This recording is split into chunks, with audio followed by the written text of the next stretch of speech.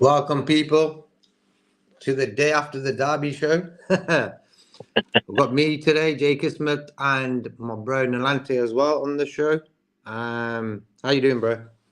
Yeah, all good, JK. Yeah, all good, man. I think like everyone, very, very disappointed, very disappointed about yesterday. But it's one of those ones. Not the end of the world, but obviously disappointed at the same time.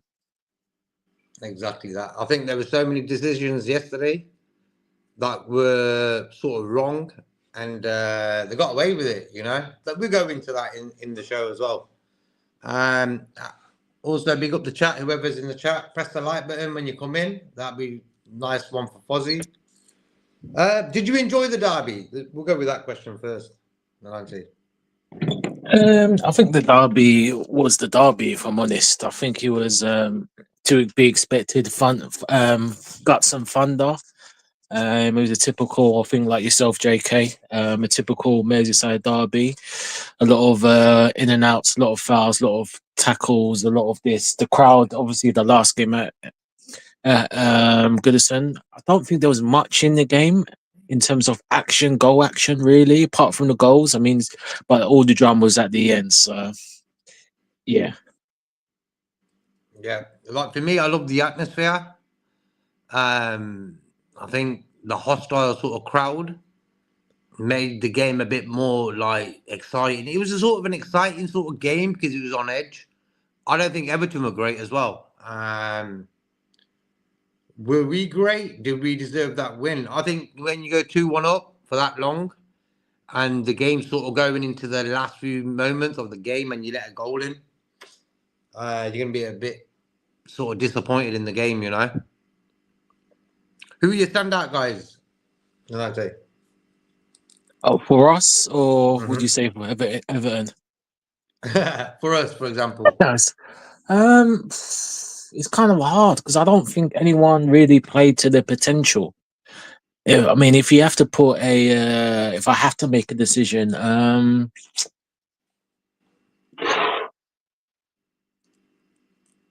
it's hard. If I can't really find a standout. I mean, I guess Salah. I mean, I don't think he was.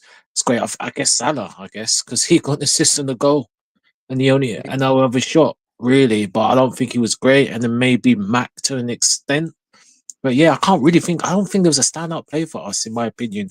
I thought Jones, when he came on, done well Yeah, I think as well. to control. Like I said, got very good ball retention, Jones. But I mean, I guess if Salah to an extent, but he wasn't like, very hard. I mean, what do you think? Like for me, Salah, Yeah. like when like a lot of people, like I heard a show earlier on today about where they're saying, Salah was rubbish, this, that, and the other and stuff. Nah, he went rubbish. Like for 100% me, he the went rubbish. guy gets Mm. paid to score goals and get assists. He done his job yesterday. He did his job yesterday again, bro. And when I hear this sort of blasphemous sort of chit chat from opposition fans, the guy's got the most goals and assists in the Premier League right now. For me, the best player in the world right now as well. Let's just put it that way.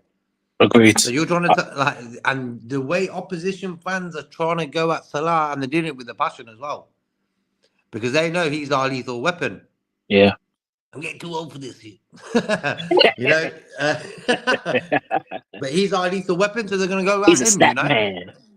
Yep. All he is What is do you a stat reckon about man. that, though, bro? Like the way opposition fans. Check out some shows, you'll see it the way they go after Salah because they know he's our sort of prize diamond. Listen, man, JK, and good afternoon. Who's watching? I think we live in a world where we just got clickbaiters and trollers. I mean, all I hear, the Troy Deeney, some of the Royal fans, he's not pleasing on the eyes at Hazard and stuff like that. These men are going on like Salah's never done a dribble in his life. How many goals have we saw that he's beat 2-3 men? Iconic, like you can't dribble, you can't beat a man. Even yesterday, and let me say, like he had 3 defenders, and he was just by himself. He beat 2 of them, and the other one, which was a foul, but Mike Oliver played on. So how can these again? It's jealousy, it's the hate, but I mean, I love the wind up for Arsenal fans when you mention Salah to Henry. They get proper effects and wind up. I mean, if he does the 20, well, he's got the 20. If he gets the 20 assists, I mean, you can't hate greatness. You can't. And yes, well, Mo's a different player. He's not going to do the Mhm. dribbles as he would, but he's a better for me. I've said it. He's a better player than he was 5 years ago. He's a better I all-round believe. player. He's a Yeah, yeah. definitely a better all-round player. You know? hmm hmm For me, his all-round gameplay right now is the best way he's at. Like I think back in the days, he might lose the ball and waste balls and stuff, but now he's clinical. Look at his goal yesterday. He took it with his right foot, Yeah, weak foot. Yeah, yeah, weaker foot, exactly. and he scored, bro. Like, come on, I didn't even expect a goal coming right there. I didn't know what was going to happen, but he's on his right foot, bang, goal. This is the class of Salah. For me, the age thing is just sometimes nonsense. If you keep yourself fit, mentally, physically, you can play until whatever. There's players playing until 39, 40 now. So for me, Salah can play another 2, 3 years like this level, no problem. Hence why, for me, I think him and Virgil are sort of wrapped up. We haven't really Yeah, talked about the contracts recently. Have you noticed? It's gone a bit y- quiet, that yeah, topic. yeah. It's a bit weird, that is. No one's really talking about it no more. No, I think fans are sort of realising, you know what? The bigger picture being we've got a league title to win. I don't really want to talk about the contracts right now. yeah, yeah. I think that's the aim for all of us, man. We want to get that 20th, and it's stuff like that. Oh, big up Cedric, man. Cedric is a real one. Yeah, Bless up, no, Cedric. How you doing, well, bro? I Yeah, hope yeah. you're good, Cedric. And yeah, Cedric, I appreciate that, my friend. I'm much appreciated. You saw, yeah. Then me, Cedric. I'm never disrespectful. I can agree. We can agree to disagree with anyone, and yeah, but uh, Cedric is he's an idiot. So I'll just leave it as that. But big up yourself, Cedric. Big up. Yeah, nice words, Cedric. I hope you're Thank well, you, man. Cedric, for that.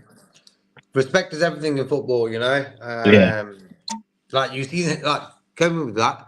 Look at the fans yesterday. That was a total sort of disrespectful fan base against us, our team. And that's the way a derby should be for me. I don't mind that, but it was a bit cheesy sometimes. yeah, Their fans ran on the pitch. Then you had yeah. that. We got so much topics to talk about. We had that Decore Jones matchup. Stuff like that. Whoa, And he just went. You know what I was saying yesterday?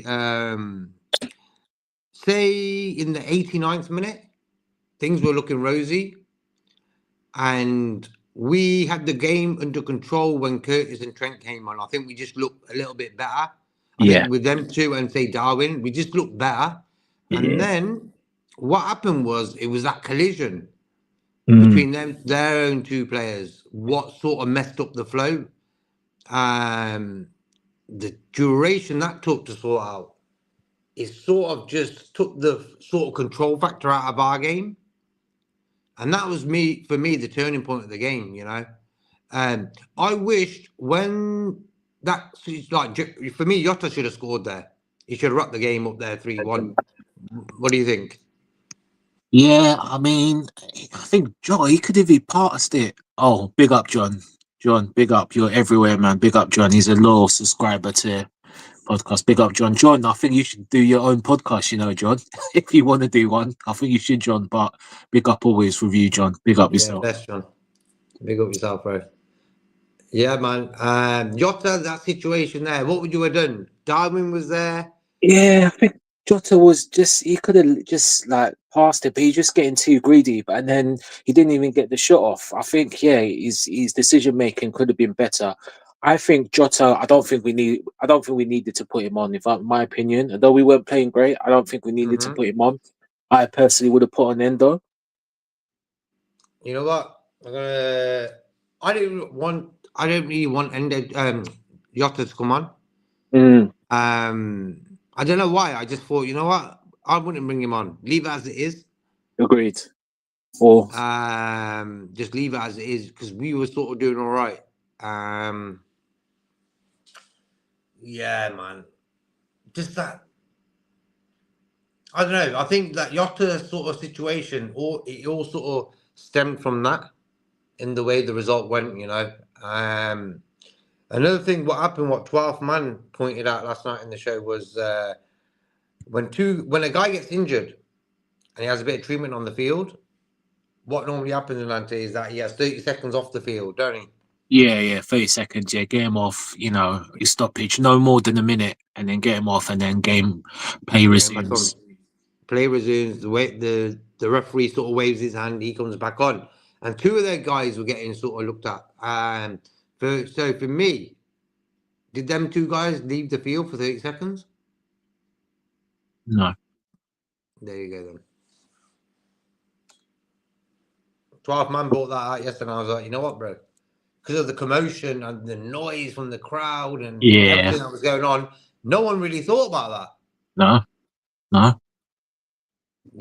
And that's what atmosphere like 12th man's name is the 12th man, and the 12th man for me are the supporters. Yesterday, Everton supporters got on that point because Everton weren't great. Let's be serious right now. Beto, yeah, he's sort of cooking Kanate and Virgil a little bit. I think Virgil, another topic. I think Virgil really bad yesterday. Yeah, him and Ibo Probably one of his worst rattled. games he's had. Yeah. Yeah, they weren't great, if I'm honest. They were a little bit rattled. I mean, against Beto, I mean, come on, they weren't great. I think it was a game. It was just like you said, Everton. We didn't do much, but not really did Everton apart from the goals. And then the Corey, although there was no shots on target, had two dangerous situations, which could have been another day, And yeah, I just think it was a game. It was just like a typical feisty in the midfield, and stuff like that. And I think with our problem is that we were too passive at times. We didn't move the ball quicker, but again, it's probably the emotion that swept in. Exactly. And what Cedric's saying there, like the way Agreed. Jones came on that pitch, man, Oh, he was ready for it. agreed. And I think he will be a better player if he showed more of that. Um, That passion. That Steven yeah. Gerrard had what he had yesterday. Curtis Jones yesterday was Steven Gerrard. Yeah. In the way he didn't give a damn. He was look at this guy doing a little dance on the side, He's like, Yeah. no, you ain't doing that. That's what Yeah. Gerrard would probably do as well. Grip him and say, what the hell are you doing, Yeah. I don't blame Curtis because I would have done the same. I can't even lie. Because the Corey knew what he's doing. He was winding up the fans. He Of wanted course to he create, was. and stuff like that. But one thing I would say, I don't know if you heard JK. Apparently, he's been not from some disgraceful Liverpool fans. He's been abused, racist abuse towards him. Through social media, yeah? Yeah, social media, yeah. Like always like fake accounts and stuff like that, you're a Chelsea, you're a United fan, put a Liverpool badge on your profile picture, go and talk shit everywhere, you know what I mean? Vice versa as well. There's a lot of like that sort of stuff goes on as well, bro. That's The true, racism but hard as well, yeah, that's true. But we have to be 100 man. So not all the majority of our fan base, especially we're good fan bases, but unfortunately in some sections they're funny. And yeah, like I said, what the Corey did, yeah, I'm glad, Chris Jones, but anything in terms of a racial aspect, man, with a Liverpool fan, that ain't I don't correct. like. That shouldn't be representing our club. Some mindless idiots. But yeah. Exactly. And that's why for me, I think yesterday's game was so much full of drama. Yeah. It was like a social media bonanza, It was sort Yeah. of ammunition for social media to Yeah. just blow up. Can you imagine like the hour after the game, what happened? The amount of sort of stuff was being said. I've read stuff like one guy, he wrote, Slot is mediocre. And these two games have showed me he's mediocre and he ain't gonna do nothing. Oh boy, I'll tell you, I was this is the internet warriors talking. Big up, Luca. How you doing, Luca? Hope you're all right. Best up, Luca. Oh, man, like Ends in the building, yeah. Big up, Ends. Go subscribe to Ends. He's got his channel going on. Big up, Ends.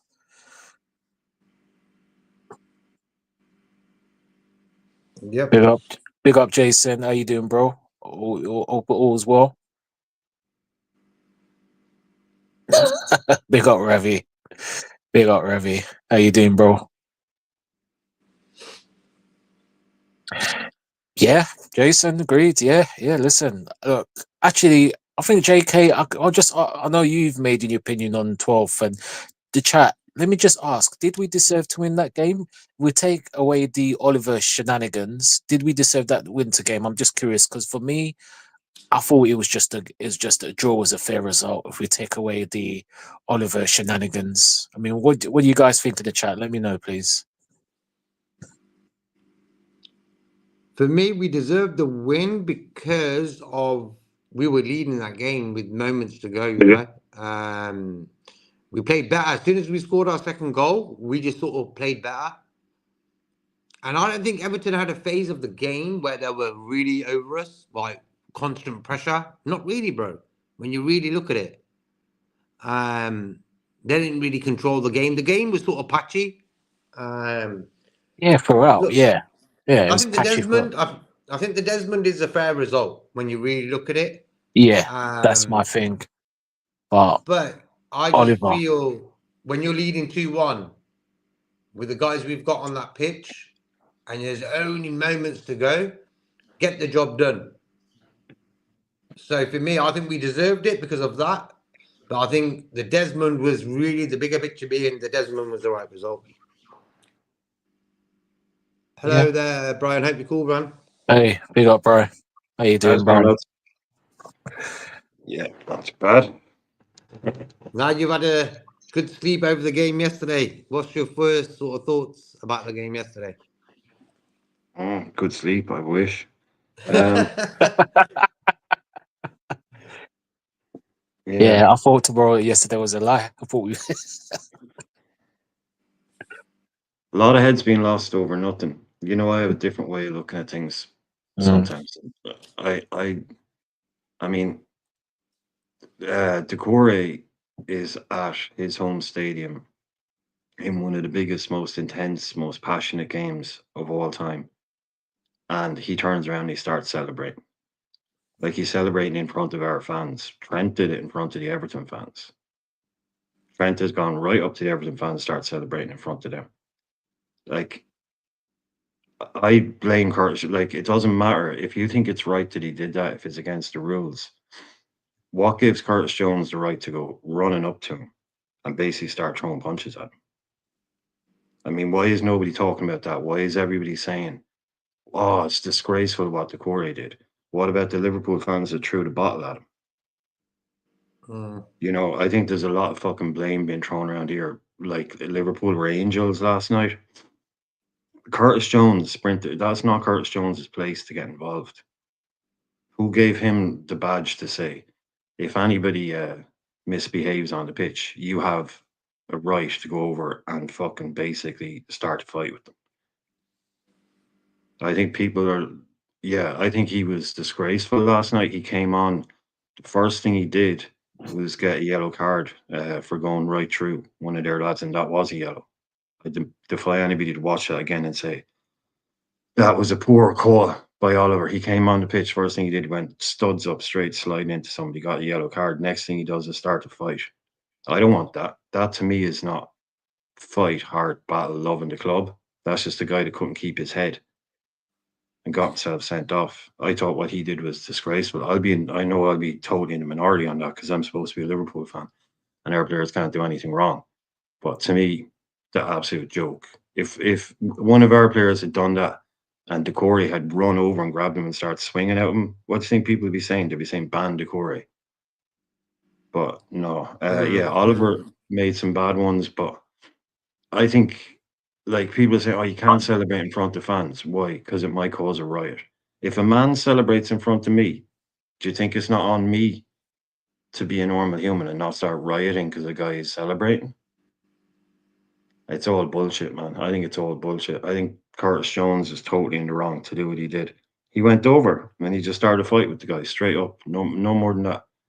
At their stadium, trying to be the sheriff of whatever. Fuck that guy, man. I thought it was a terrible show. It wasn't like Jared, or hear what you're saying earlier on. Jared would come on and do it the right way. Jones just came on and made a fool of himself, as far as I'm concerned. But No, I reckon. No, I understand what you're trying to say there, but I just feel that's the sort of passion I want to see in him, but not in that sort of situation. I want to see that passion in every game now. Like for me, I think Curtis, before he came onto the pitch with Trent, was like, you know what, this is the big one. Like he heard the crowd all game, you know, before when he was on the bench, he was hearing everything probably, you know. So he's sort of getting rallied up, and I like seeing that when he came on. You know, I just feel that thing at the end. Did he need to do that it's and not get a his red place, card? Vicky. I don't think he You did. turn it. You walk away. You walk away. You say you let the guy get himself a yellow card for doing. What? Why No, was it his like for place? me, Why was it Curtis Jones's place I to don't run into him? mind. Like for me, when an opposition fan sort of dances in front of your fans, for me that's football. You know, like Yeah. for me, I'm not going to start making a big fuss about it. You know, when you look at it, it's the theatre of football. And that's why we love it. You know, when like even if we scored a 2-2 right at the end, and one of our players went to their fans and started doing a little jiggy, we'd be like, "Ah, look at that, great," you know. Yeah, of course. We'd be bigging it up. We'd be praising it. But when it gets done to us, oh, we're all praising Curtis Jones. We're going in and trying to kick a few heads. It's beyond No, hypocrisy. I'm not praising him. I just felt like Listen, he didn't need to go in there rushing like that. He could have just walked up to him and say, "Hey, bro, what you doing?" You just should have I walked think that away. energy he showed then I should weren't have just great. told him. Yeah, it's no pro. Yeah, look, I get what Brian's saying, but you know what I mean. Like, I mean, but can't and yeah, Curtis maybe in the sense, but again, it's we've just lost. We've just scored a last minute equal. We conceded. Everton fans have gone on the pitch. The madness and the Corey. Yeah, players have done it, but again, you know, he knows what he's doing because these are the things. You know, every fan gets riled up by this, and not saying we're perfect. I didn't like the ball, yeah, because you know he's trying to start something. The Corey, he's smart. He knows what he's doing. Curtis Jones, unfortunately, he's a scouser.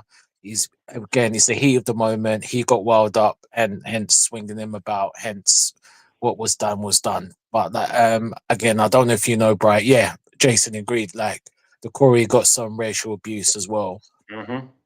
online, which is disgusting. Like from again, there's some from Inevitable. some Liverpool fans. Yeah, which is again, Inevitable, it's, isn't it, yeah, Levante? Liverpool. Every Yeah, fucking time. Every yeah, time. It's yeah, the yeah. way it goes these days. Straight away is a big pile on.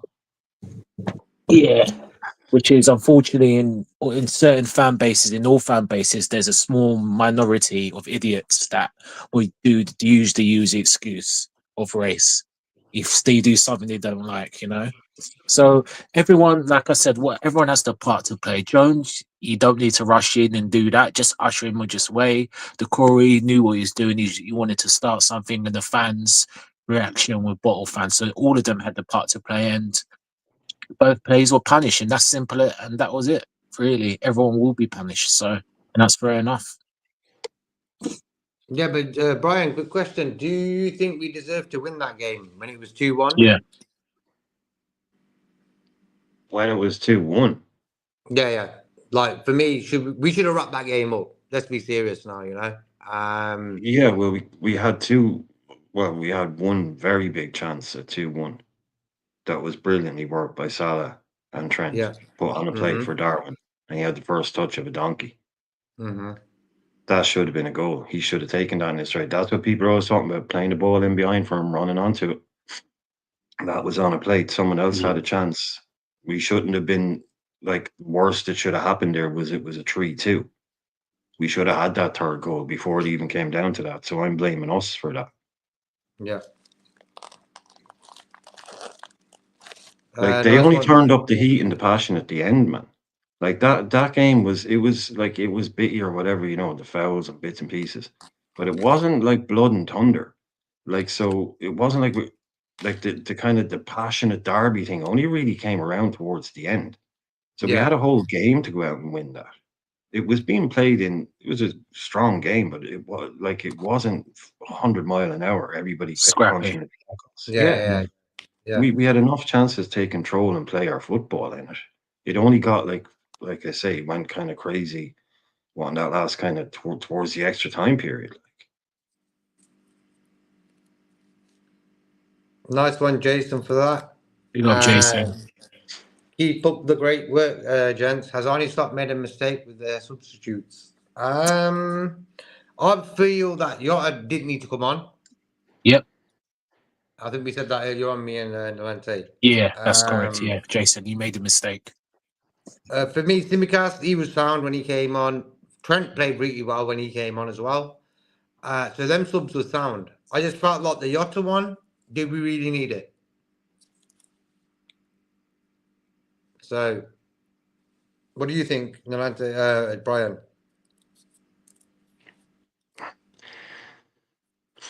Grav going off early, I thought was a bit of a funny one.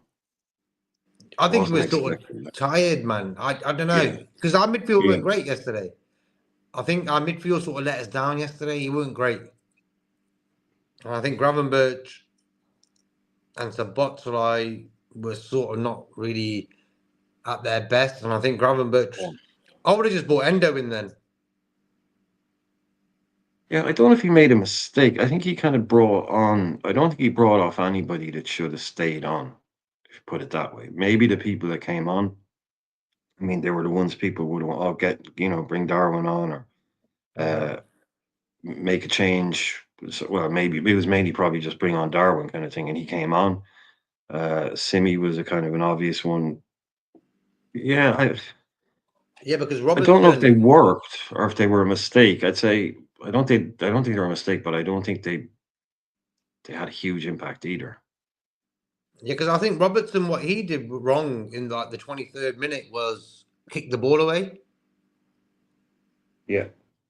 Got a yellow card and stuff. Yeah, like, why are you doing that? I didn't really understand that. That sort of annoyed me. I was thinking, you've got so much experience. Yeah. Scotland captain.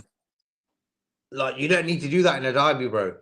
Because with Michael Oliver being the ref, anything else you do now, that's the second yellow, you're gone. So for me, that was a bit of a letdown by Robertson. And also for me, we was on about earlier, Brian, that I think Virgil yesterday was really bad. He was the one who sort of on that offside on the second goal, he was sort of playing him on. I just felt Virgil yesterday wasn't really at it.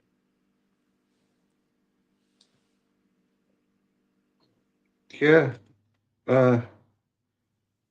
Didn't stand out. Yeah, he was involved in both, definitely. In terms of, I mean, like I said last night, I can't remember ever seeing a goal like that first goal being scored against us. They were all kind of caught out there, and yeah, he was involved on the other one. Yeah, I suppose probably watch it again. It wasn't. Yeah, Virgil wasn't standing out to me in a good or a bad way, which is a bit of a non-answer, I suppose. Nah, I just think he weren't great, and yeah, like for me also the marking on their second goal. We were discussing yesterday on 12 show about why are you letting a guy cross the ball last seconds of a game into the box? Why are you letting him do that? If that cross don't come in, they're not going to score. And we couldn't even do that. I think Trent there and then should just put his hands in the air. I said that yesterday about whatever you do, just stop and score, getting the cross in, and we couldn't do that.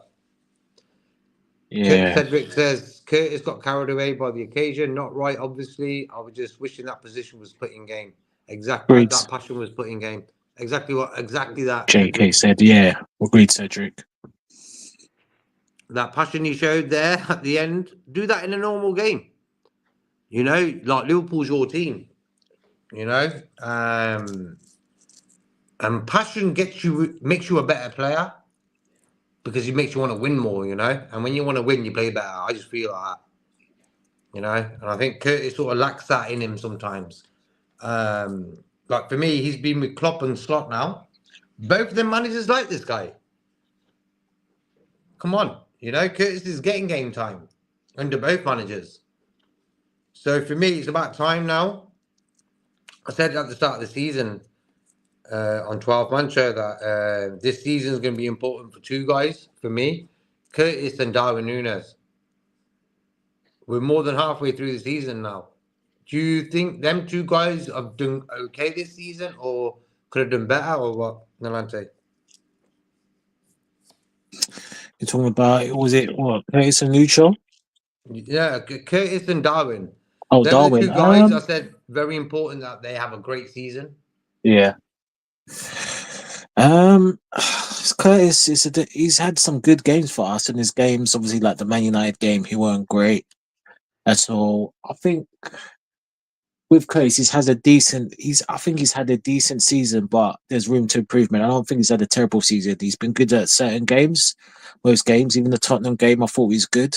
So I think he's had a decent season so far. But of course, he can improve even more. But I think it's a decent so far.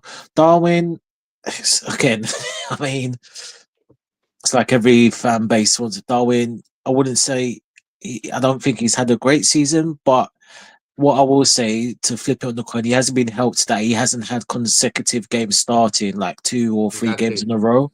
Hmm. And plus, as he's missed some chances, but again, we haven't found him enough at times.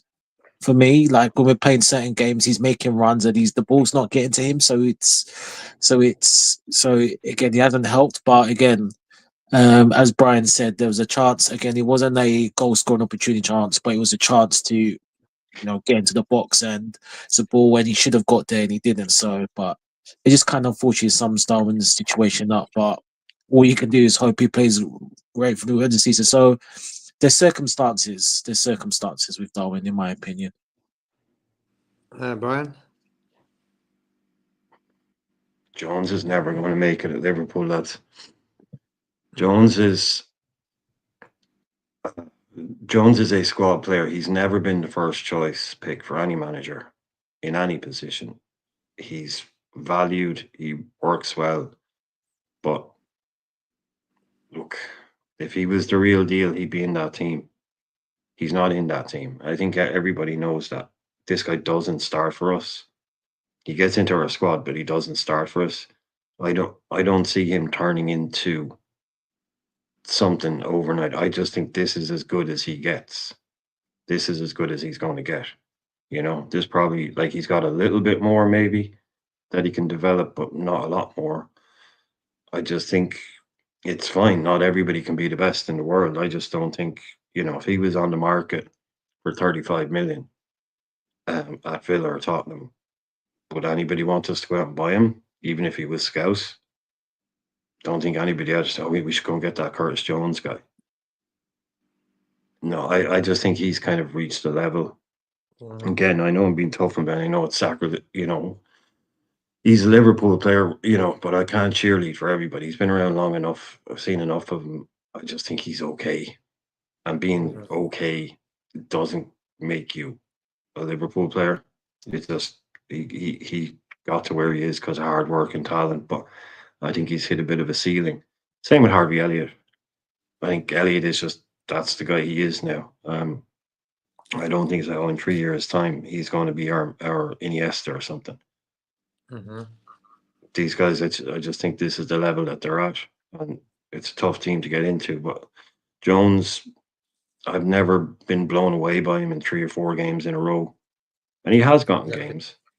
Mhm. It's just he comes on, he does a job, keeps things ticking over. He'll get the odd shot, assist, something like that. But you're playing for a good team, With Darwin, you all know what I think about Darwin. He should have been sold in the summer.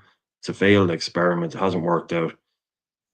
Everybody's saying now, oh, he can't score goals in this system. Well, sell him so. You know,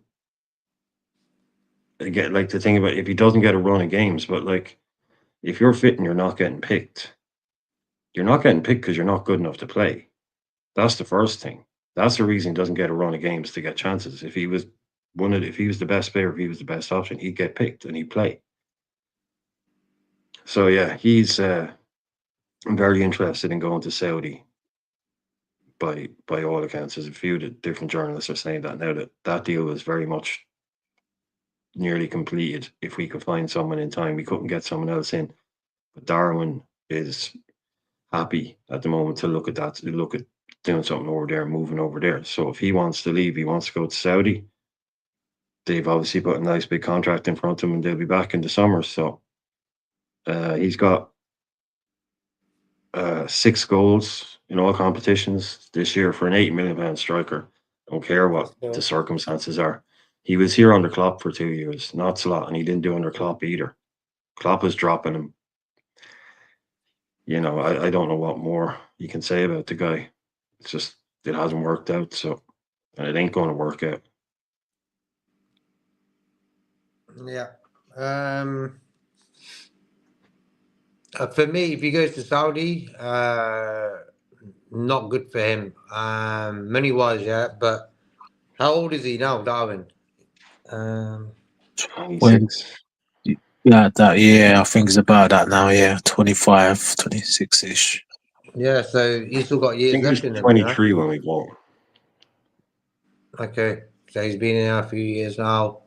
Yeah. I like Darwin. I like his attitude. I think there's a player in him, but he don't play consistently enough. But yesterday, when he had the ball on the left side, he sort of fell over. Well, him and Diaz, I mean, yeah, they weren't. I just don't. Yeah, the whole front line, even apart from Salah to an extent, but they weren't great. There was just nothing. Yeah, So Gakpo weren't really in the game. He yeah, got no, no, big up Abdul, by the way. Big yourself up, Abdul. Yeah, bless up Abdul 12, JK, Brian, Elante, D in the chat. How are you all doing? Like, comment, share, and subscribe. Everton 2 versus Liverpool 2. We played to Everton's tactics. We should have played our game. You never walk alone, and thanks. I don't reckon we really played great though. You know, well, when we really look at it, we didn't have a phase of the game until the end where we sort of controlled the game.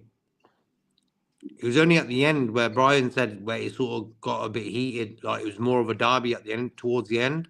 And I'm thinking them two guys colliding, and we carried on playing. I wish Jota just stopped in now when you really think about it. Because what happened after that, they end up getting the ball, the referee blows up, and they carried on the game from there. So that just that little instance there, if Jota stopped there and then, we probably would have got a 2-1 win, you know. We carried on playing. And then what did he do at the end, you know? He didn't really even have a shot. It was sort of embarrassing, that was. Yeah. Abdul's got question marks on yesterday's games on Nunes, Diaz, Gakpo, Szoboszlai, Gravenberch, Konate, Robertson and Bradley. I think out of them guys there, I think Bradley was okay. Robertson, for me, that yellow card. Konate was sort of, him and Virgil was getting a little bit by Beto, man. Beto had him at the start of the game and settled him, you know? Yeah. What do you reckon, Alante? Yeah, I mean, I don't know why. I mean, he wasn't like, apart from the goal. I mean, he had some good runs in the channels. He wasn't more really a threat in the penalty box. But yeah, the first goal again, that was embarrassing. And like I said, fans love to like pick favorite players, and I get you get favorite players, but certain players when they have a bad game, certain of our fan base and other sites, podcasts, they don't like to call them out. And Ibu gets away with murder because look, we can understand that wasn't a foul, but look where the ball is. There's no way they should be scoring from them. So even if it wasn't a foul, there's no way you should be scoring them. Like Bradley, Ibu, they should be communicating. But and the ball it wasn't like a Trent ball. You should be wrapping it up, and then that was just schoolboy. Like I said, the three of us and someone else in the chat could defend better than that. That was embarrassing. And then yeah, all game Ibu, VVD, they were just a bit lackluster. Yeah, they won their little headers and that, but yeah, they were just a little bit. I don't know. I say a little bit rattled, but yeah, it was weird. It was weird without Everton doing much. You know, it's just that Everton just didn't have the quality. If they had better players up front, then we'll be having a different discussion. Believe me. But yeah, because their main guy got injured, didn't he? Kicked the floor. Yeah, yeah. Yeah, that was horrible, man. He knew what damage he done there. God knows what he did. He just kicked the floor, man. and he Oh, was he crying. wrapped his ankle up badly, man. Yeah, Oh, That was shame. horrible. in tears going off. Like, Big time. you, He knew that was the yeah, biggest game of the season. He wanted to play that game. He was on Yeah, form. last I game. think he scored 4 in a row. I think. Yeah, So since Moisey's come in, he's been like smashing it as well. So him coming off, it was I don't wish injuries on no one. Blessing in disguise. Maybe if he stayed on, there would have been more damage. You don't know. You know. He's their Salah, I would say. Yeah, last few games, yeah. he's like yeah, just turned it on. Good little pair. yeah. Do you guys? Cedric I have says a question Nunes for you is guys. Oh, sorry. no. Go on, bro. Do you guys think that Liverpool's first team, say the team that was out there yesterday, or if Jota had started, or if Trent had started, but any one from, say, that 13, 14, would you say that we're a weak team that can't stand up for itself?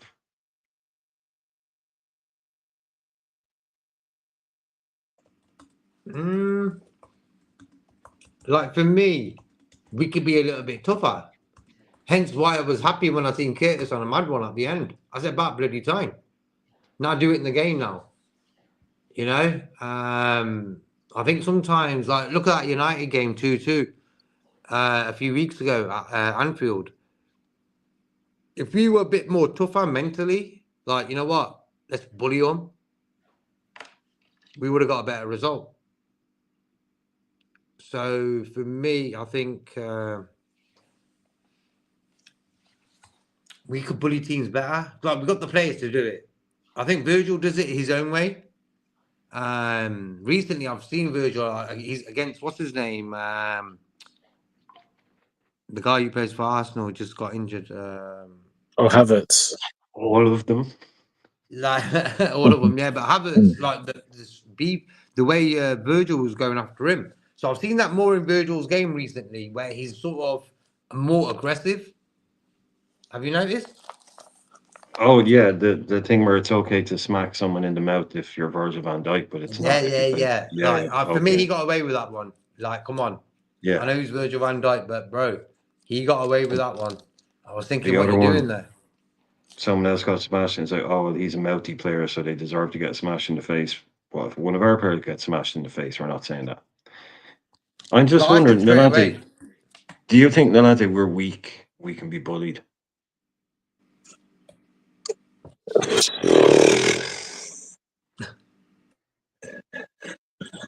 Oh, God, it's hard, isn't it? It's a difficult. That's an interesting question, bro. You brought up.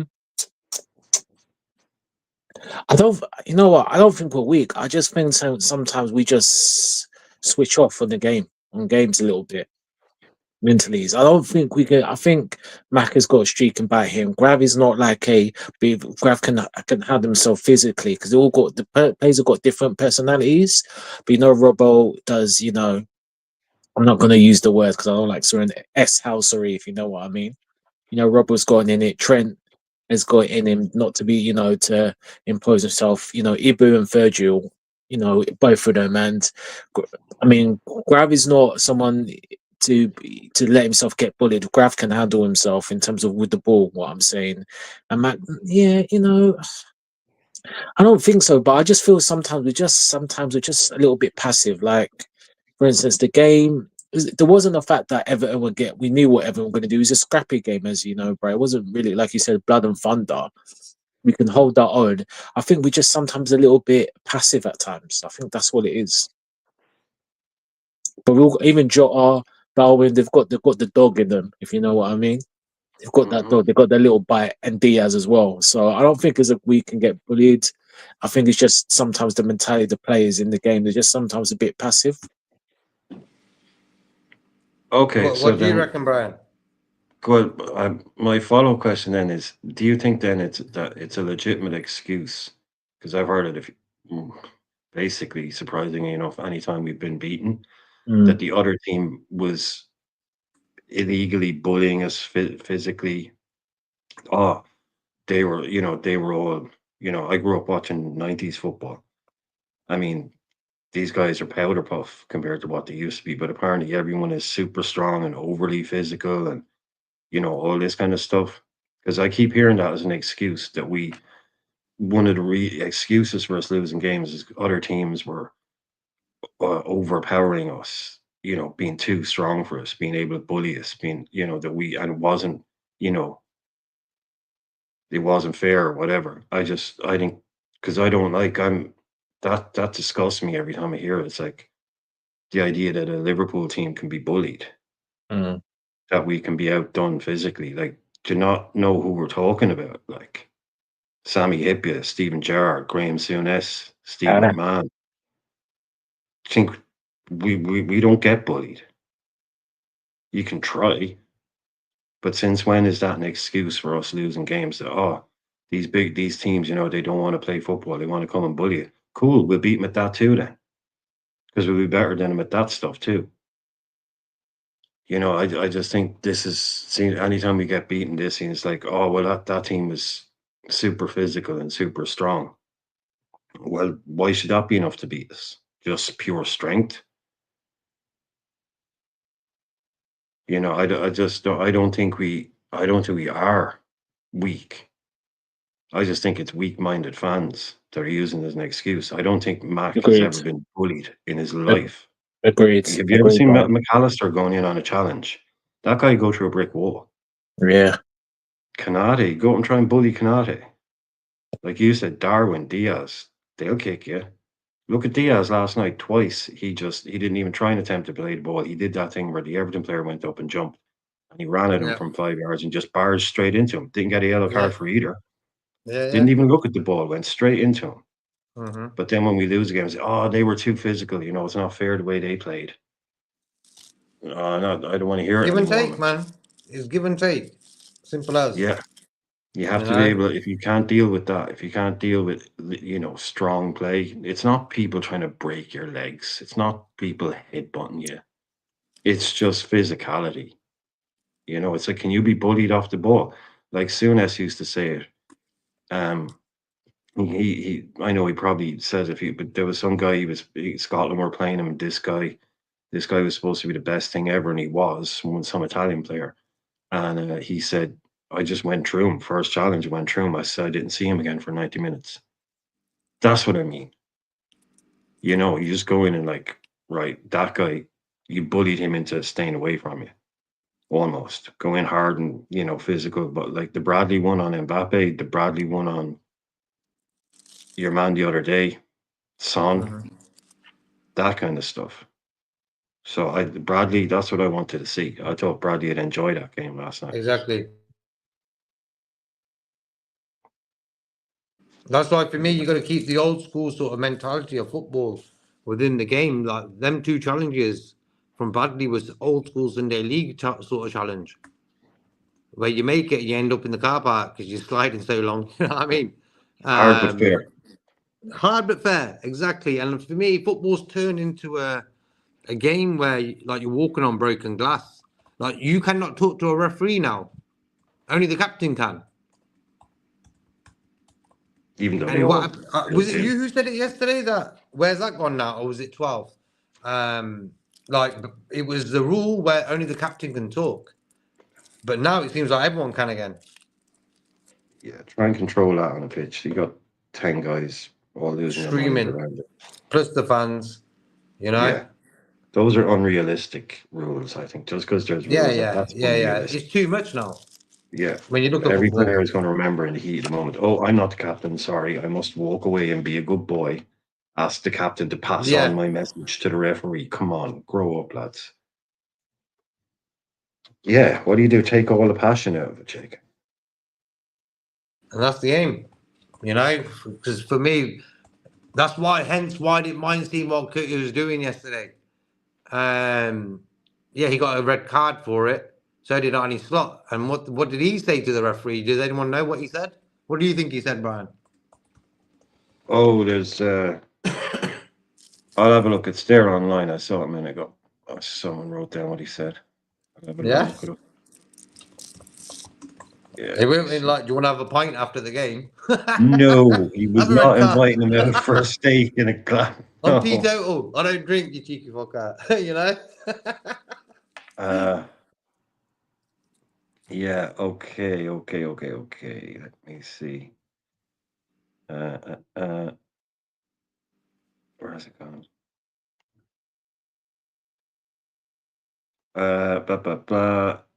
Jeremy Freeman, an expert lip reader, has told Sport Bible what he believes Slot said to Oliver to be shown a yellow card.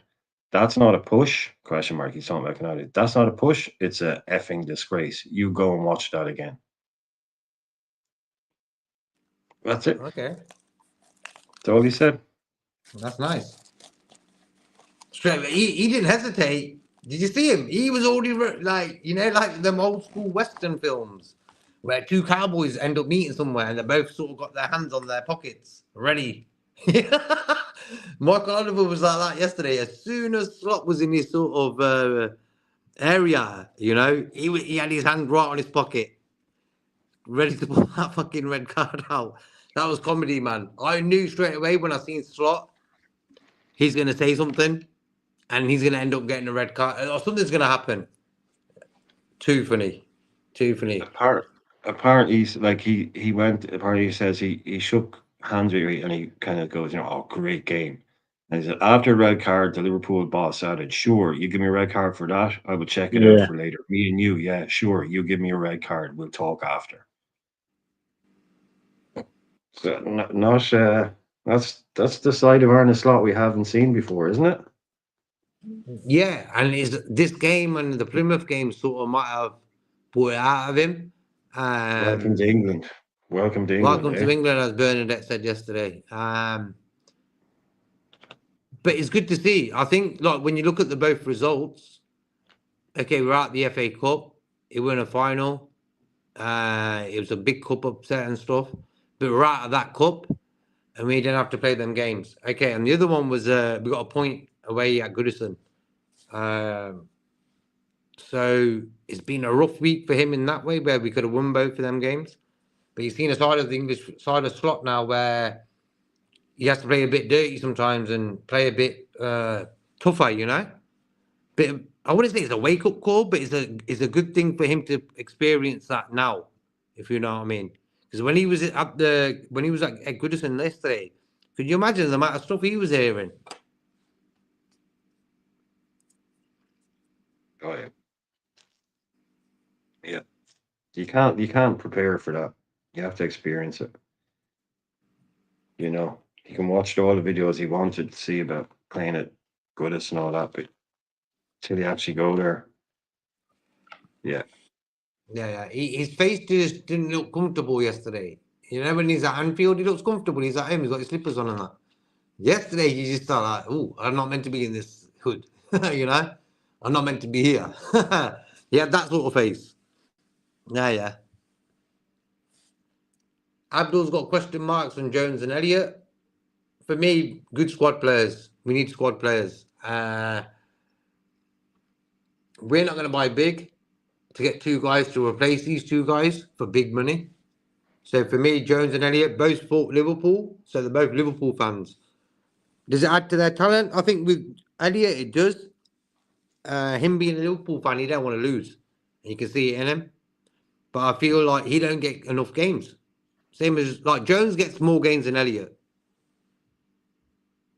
You know? Darwin is in quality and needs to be moved on. What are you going to say there, Brian? No, so yeah, Jones, Elliott used to get a lot more game time. Yeah, it was the other way around. Yeah. Yeah, definitely now. It's very much Jones.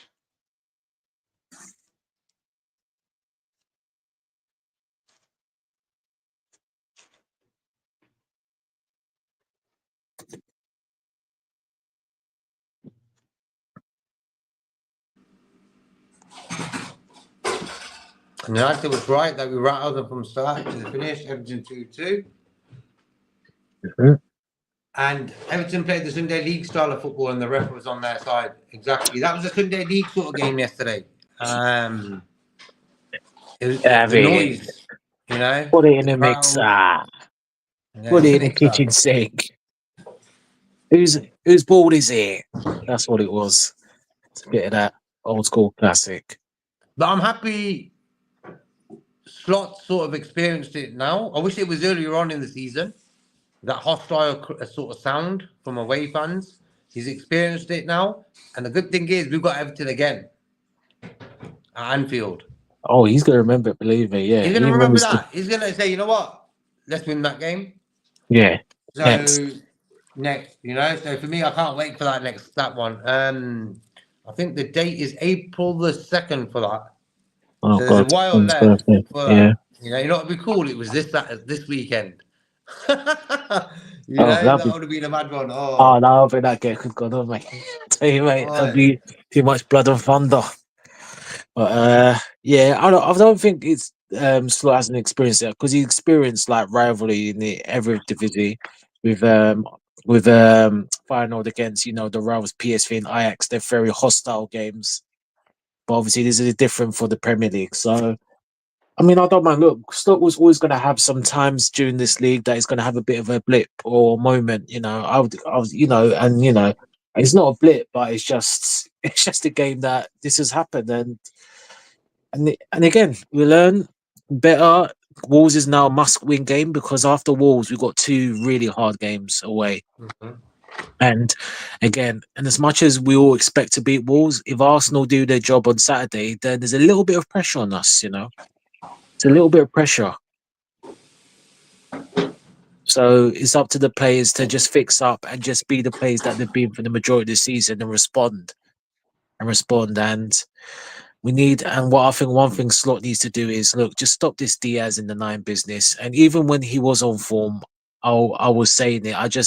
It's worked, but I just don't like it. And yesterday was another example. And I know Darwin and Jota had a little bit. They didn't really do much coming on. They a little bit more, at the heart of the defense. But again, yeah, let's just play with either Jota or Nunes up front for the rest of the season and just leave it as that, in my opinion. But he probably won't. So yeah.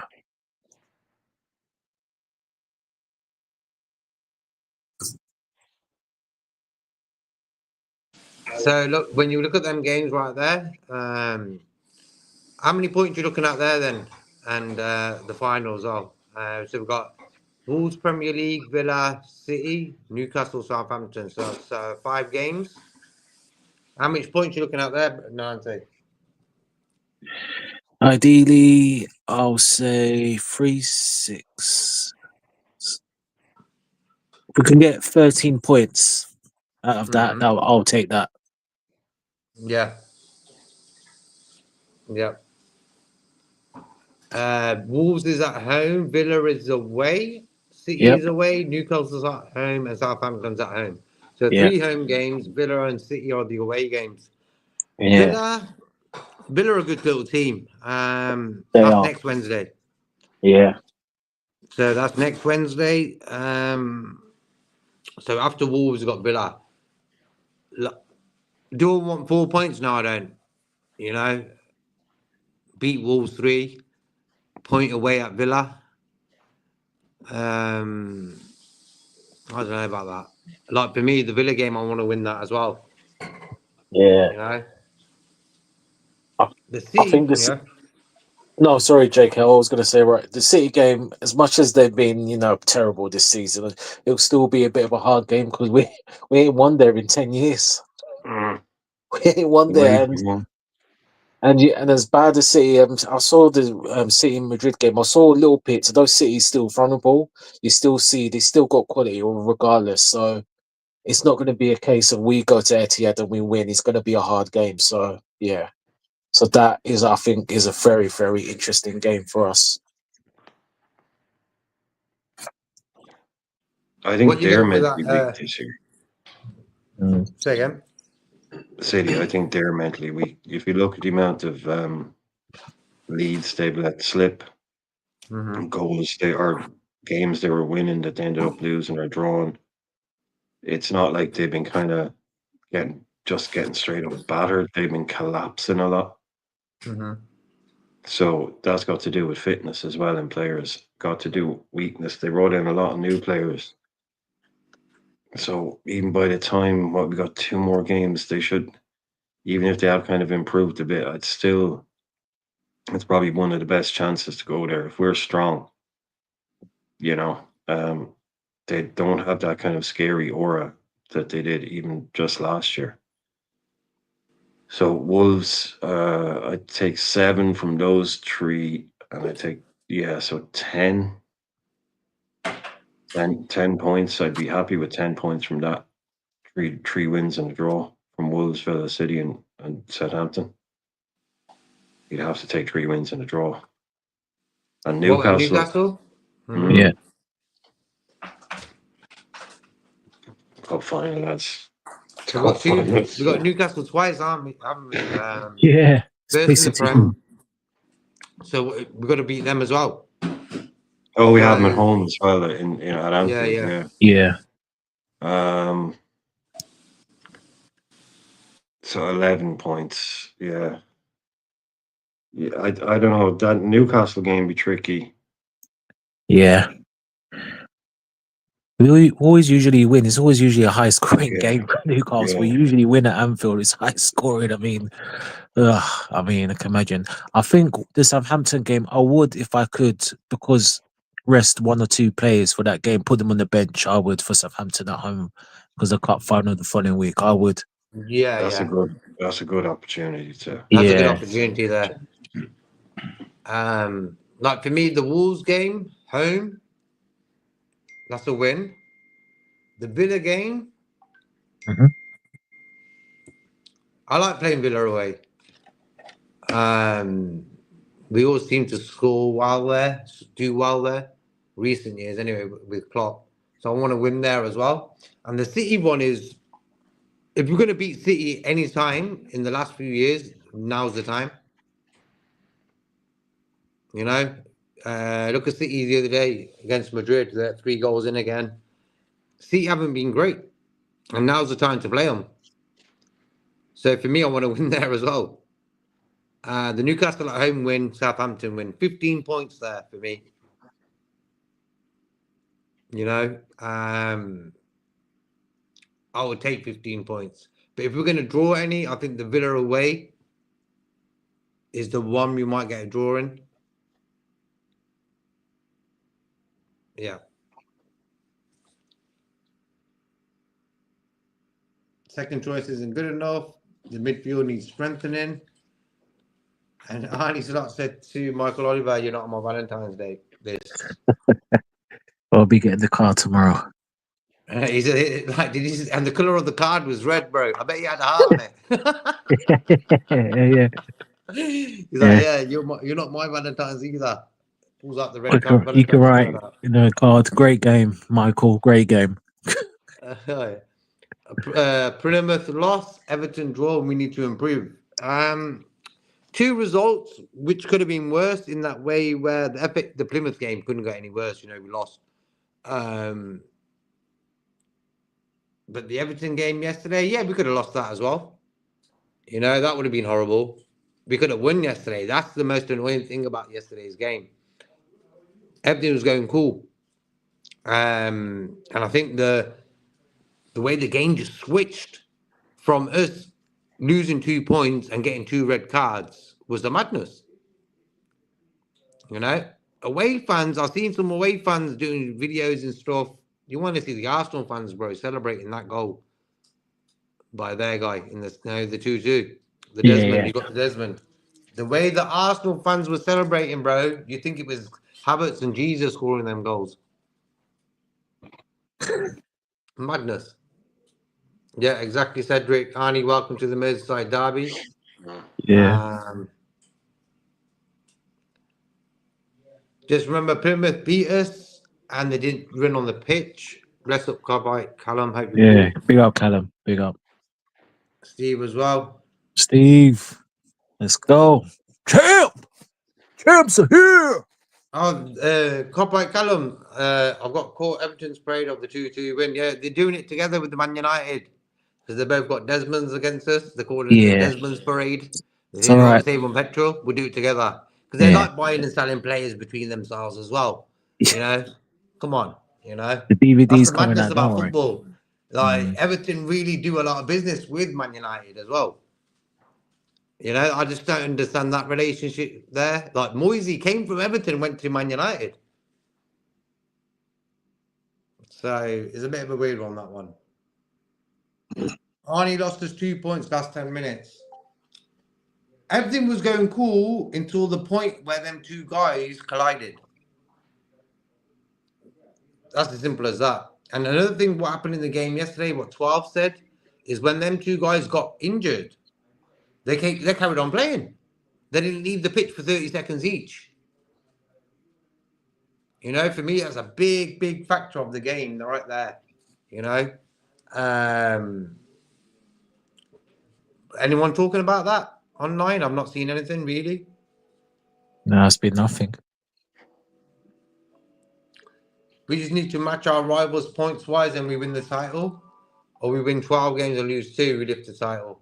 I'm taking each game as it comes. Yeah. Like football's on a mad one. Like yesterday, that game was wrapped up. Next second, we've got dropped 2 points, we've got two red cards. That's how football is. It turns in a second, you know. That's maybe why a lot of people like football. Yeah. It's unpredictable, you know. It's the wild, wild west, and we're just running the race. Oh, okay. Arsenal fans are doing the parade this weekend alongside the FSG in fans base. Oh, they can join Everton and Man United and all say petrol money because they're all doing it.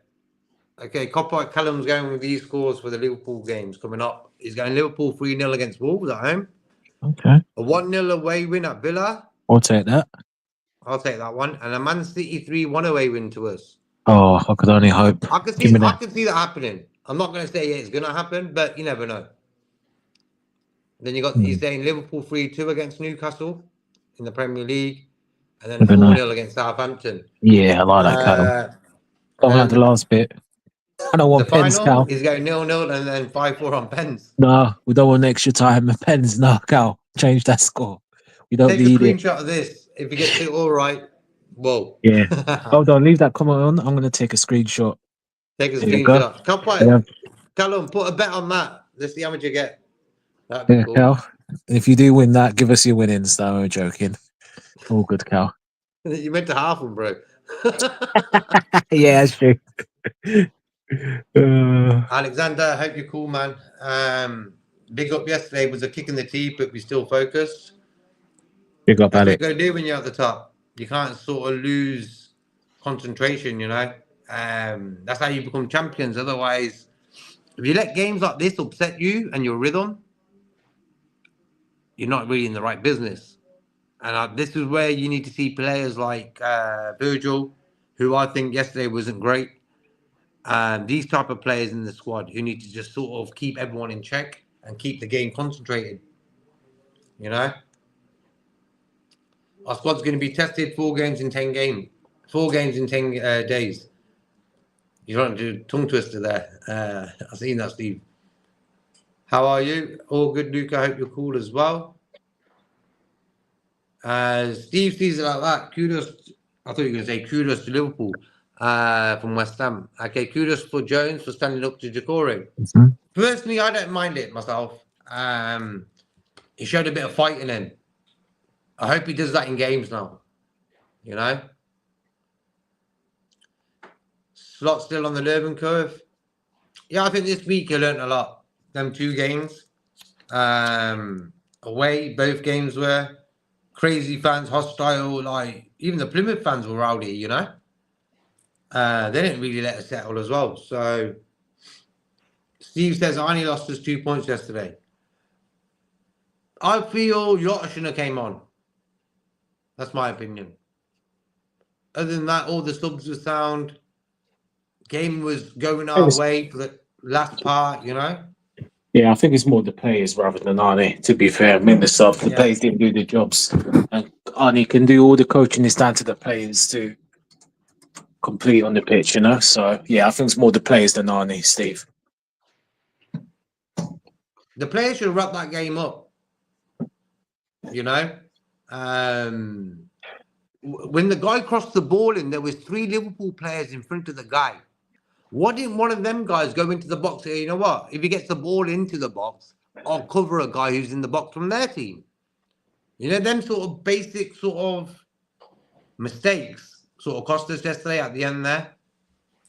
Too many guys on that side where Trent was. There's about, I think there was 2 or 3 guys there. What you doing there, you know? Defensively didn't deal with that. Really bad. I was in the profile picture, JK, by the parade, yeah? Okay. Oh yeah. It's funny. Okay, who do you support, Luca? So Luca don't support Liverpool. He says we'll beat Wolves 2-0. Nice one for that. You boys will win the league. It's comfortable for you. Hopefully. I think he supports Arsenal. He's an Arsenal fan. Okay, I think so. I don't. Sorry if I'm wrong, Luca, but I think he supports Arsenal. I'll take the point from yesterday's game. We played against 11 players and 6 matchday officials, plus the commentators. We haven't spoken about this. The commentator Rio Ferdinand was playing for Everton yesterday. Let's put it that way. Diabolical, bro. What he was coming out with. He thought he had 15 points and thought, "Give me a mic. I want to be the third commentator in the derby." That's got nothing to do with me. Did he play for Everton? Did he play for Liverpool? No, he didn't. So why is he a third commentator? You know, come on. Clive Tilsley. I don't. You know Clive Tilsley. Yeah, Clive, famous Clive. Yeah. He always used to wind me up a bit, but he writes kind of blogs or whatever. But one of them is on F365 every week, and he wrote a thing today, basically like saying, just from a commentator's point of view, that guy is just an embarrassment. Rio, he talking about Rio last night. He was just saying, like, he was talking about like what the best kind of co-commentators are, and you know how the flow works, and you know what makes the best kind of commentary and all that. And then he just put in like Rio Ferdinand quotes, and then there's just Ferdinand coming, oh my god, that was it, that's it, like. And that thing at the end where he was saying like, this is exactly how you want to see a derby like this ending, while there was a brawl going on. That this is the perfect way for Goodison and Ali McCoist. You could hear Ali McCoist's face, if you know what I mean. You could just hear Ali kind of just this massive intake of breath, basically, as if to say, "What the fuck are you talking about, mate? You're talking like this." He's like a 14. He doesn't even sound like a drunk. He sounds like a 14-year-old at their first match or something. Yeah. You know, that like everything is the biggest like drama going to the nightclub after his first beer he's had in his life, you know. Yeah, everything they see, it's the first time they've seen it, and they blows their mind. It's, oh my god, what's that? Just like, yeah, crazy. But Steve, the list is going on now. So it wasn't Arne Slot cost us 2 points. Then it was the 6 match day officials. Then it was corrupt officials yesterday. So anything on the players, Steve? You know, I think the players kind of had their part to play in it as well, no? You said Arne Slot cost us 2 points, but then you just gone on to say that it was corrupt officials and that we were fighting against refs. So I'm just wondering, which was it?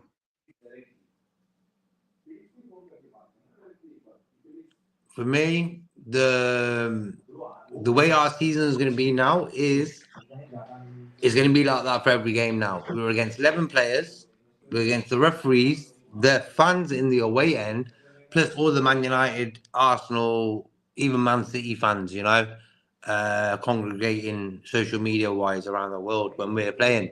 Whole world was watching that game yesterday. There was Champions League games on, but I think the majority of England people were watching that derby. I don't think they were watching a Champions League game. So that's how big it is. So it's Liverpool against everyone, you know. So for me, that's why I ain't got time to sort of argue with other fans who support Liverpool, because there's enough sort of opposition fans trying to do that with us anyway, you know. But that's how it's going to be in the Premier League right now, because when Liverpool are at the top, it always seems to be more difficult. When Man City are at the top, it's like plain sailing, you know. You don't really hear no bad sort of reports from media companies saying this, that, and the other. You know, Because so they're not news. They're not yeah, news, Jake. We're news. They're not news. Man City is not news. and that's why the media used the contract talks for a while, 2-3 months this season already against us. Every opportunity to say Salah, what's happening with the contracts? What's happening with the contracts? Salah was sort of getting a bit sort of, I wouldn't say upset, but it just put off-putting, you know. And these guys didn't mind asking 24/7 questions. The media did that, you know. So Lucas says Liverpool will beat Wolves, Villa, draw against City. Arsenal will beat Leicester and West Ham and lose against Forest.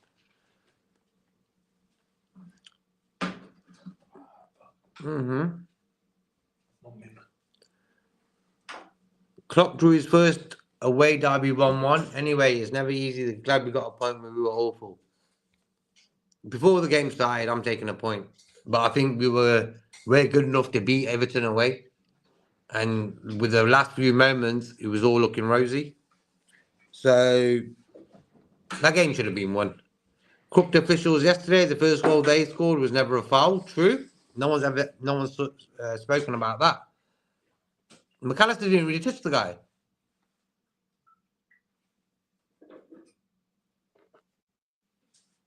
Malante, Brian.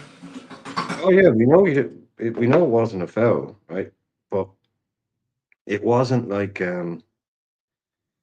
he was offside and he headed in. Right, okay, should never have been a foul. But the game has stopped and the game is about to start again. You need to then switch on.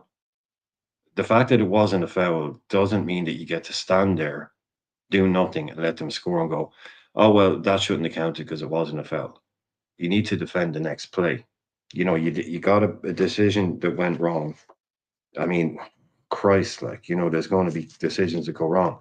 You now have to reset, and then we give away one of the easiest goals of all time. That goal was embarrassing. The fact that it wasn't a free kick, that's irrelevant to me once the play starts. You need to defend that. But if you want to just talk about that goal, should it have been stopped? Yes. Should have been stopped. But was it a foul? No. You know, two things can be true. You know, it wasn't like it was open play. They had a free kick and they scored one of the easiest goals anyone's ever scored. That's on us. The free kick shouldn't have been given, no. But you have to, what do you do? Just walk off the pitch and not play the rest of the game? You have to switch on and play. Yeah, like I said, everybody was there. They knew what was going to happen. They knew what a free kick to defend. They didn't do it. Yeah, we were poor. Everything was poor. Arne Slot probably got some things. I don't know what he got right, what he got wrong, specifically. I don't think anything crazy stood out. The game management thing at the end. I think we are taking away what that game was. You know, this wasn't ever going to stop this game. They were going to go to the end. Yeah. Sometimes you just have to kind of take one on the chin. You know, I say this, look, it's not having to go with anybody. But I always say only losers blame refs, right? And that's for my own sanity. Because if you were to look at every referee mistake after every single game, all you would ever do would be talk for 2 hours about stuff referees got wrong. So I just say mistakes happen in games. You don't win a league and you don't win a game because we got decisions. It's over 38 games. The best team will win the league. No team ever won the league because of refereeing decisions. Some people argue that, yeah, that one game, but that was one game. So I just say, look, you go out and do your job. Can a referee have a bad game? Yeah, but I don't go overboard on it because otherwise you'd lose your mind. What about this foul? What about that foul? What about this foul? What about that foul? It'd be never ending. Look, That's why I for don't me, know who refs yeah. are. That's why I don't know who the ref is for the weekend because I don't want to know. Because people, oh, it's that guy. Oh, well, obviously we're going to lose now. That's loser mentality. Oh, did you see who the ref is for the weekend? Oh, well, obviously that's us. Then we've no chance now. That's loser mentality. Nah, but at the end of the day, bro, when a guy makes a decision on a football field, okay, McAllister didn't touch that guy, for example. Oliver gave the free kick. That free kick led to them getting the opener. So for me, I'm not blaming the referee. I'm blaming this. When them two guys collided, They didn't leave the field for 30 seconds, and Trent allowed that cross to come into the box. That's what I'm looking at it, football-wise. Yeah. I'm not going to say nothing about the referee. I just felt the referee, he was a bit dodgy yesterday, man. But other than that, for me, Trent shouldn't allow that cross to get into the box. And that's the football side of yesterday's game, why we ended up getting 1 point instead of 3. You know? We showed more fight after the match than in it. For me, Jones has to do what he did after the game, in the game now. Like, come on, bro. It's about time, you know? Brathwaite makes Savosky look good. I was shouting at the TV for Ange to go 4-5-1 or a 1-5-5 last 5 minutes, see the game out. Poor game management from Arnie. At the end of the day, it's the players on the pitch who have to manage the game. Arnie can just give the clientele on that pitch, you know, who the guys are going to be on that pitch to sort the game out. I think we've played enough games this season where we've done game management to a T. We've done it really well. Seen out games, you know. I just thought yesterday, it was just the energy at the end of the game. It just hindered us. Because as soon as that free kick came for them and that stoppage came, we switched off. There you go. And the time was running out. How long was it left? Like there was 5 minutes injury time. The game finished on 102 minutes, I think. Something like that. So where did all them minutes accumulate from, you know? The next derby game at Anfield is going to be electric. Can't wait for that. April 2nd. Yeah, if he wins us the point, the title at the end. But I think we'll win it by more. Like, look, for me, when I first seen that picture of that goal yesterday, for me, that was an offside for them. You know, when you look at the first blick, you always have that first look at something and you think, yep, he's offside there. He just looks like he's ahead. But for somehow, who's got the real picture of it, you know? Yeah, the one I saw is the one from the angle that you can't judge anything from. It's like looking at it from a corner across a line. So it's not looking down the line at all. Mm-hmm. So Liverpool is the spotlight and rivals are most attracted to it. It's always been like that, Alexander. When you're at the top, and especially when it's Liverpool, it's like it gives opportunities for content creators to make shows, you know? Do watch-alongs for our games. Like, can you imagine the amount of watch-alongs done by non-Liverpool fans yesterday for that derby? I can imagine a lot. The players have nothing to do with yesterday's draw. We draw that game due to Arnie's and corrupt match day officials. I reckon it's the players' lack of concentration after that stoppage, after them two guys collided. Like, Arnie's put the clientele on the pitch to do the job. You know, the officials nobody for knew me, where terrible. Tarkowski was. Nobody knew where Tarkowski was. He came totally. He came out of nowhere. Yeah. Where was They the all got Simicast? Where was Simicast, you know? Where was Virgil? You know, where were them two guys? You know? Simi would be fresh as well. You know, Simi and Trent were fresh. It wasn't like they were tired.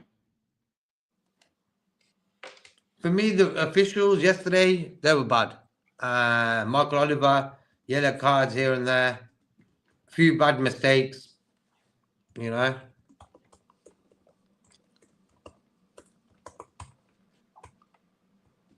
End of the month, we increase our lead at the top of the table. I think the foul should be passed through VAR and drop ball.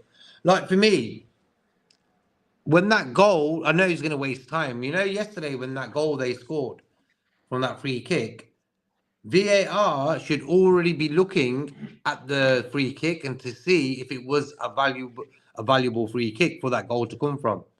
You understand my point there? So they got the technology. What the hell are these guys doing in that office? You know, they've got everything there. Have a quick look at the decision made which led to the goal coming. You know what? McAllister didn't touch the guy. Tell the ref, look, ref, that free kick you gave, it wasn't a free kick. You didn't touch him. Okay, no goal. Ciao. VAR is a joke because the people who use it don't know what the hell they're doing. Cedric says, always remember Midi's last-ditch effort to stop the ball going over the line and brushing it off like that was what you do. Miss that stuff. Fight mentality. You know? Last-ditch efforts, just putting your body on the line. Bradley's got that in him. McAllister's got that in him. Virgil's got that in him. You know? Robertson, yeah. You know?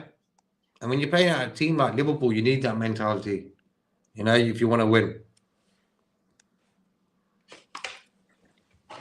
Cheap broke FSG have signed a new player for Red Sox and are paying him 40 million a year over 3 years, but they're broke when it comes to Liverpool squad investment. Seen that as well. Mad contract, 120 for 3 years, crazy. You know, well, that's what they're doing.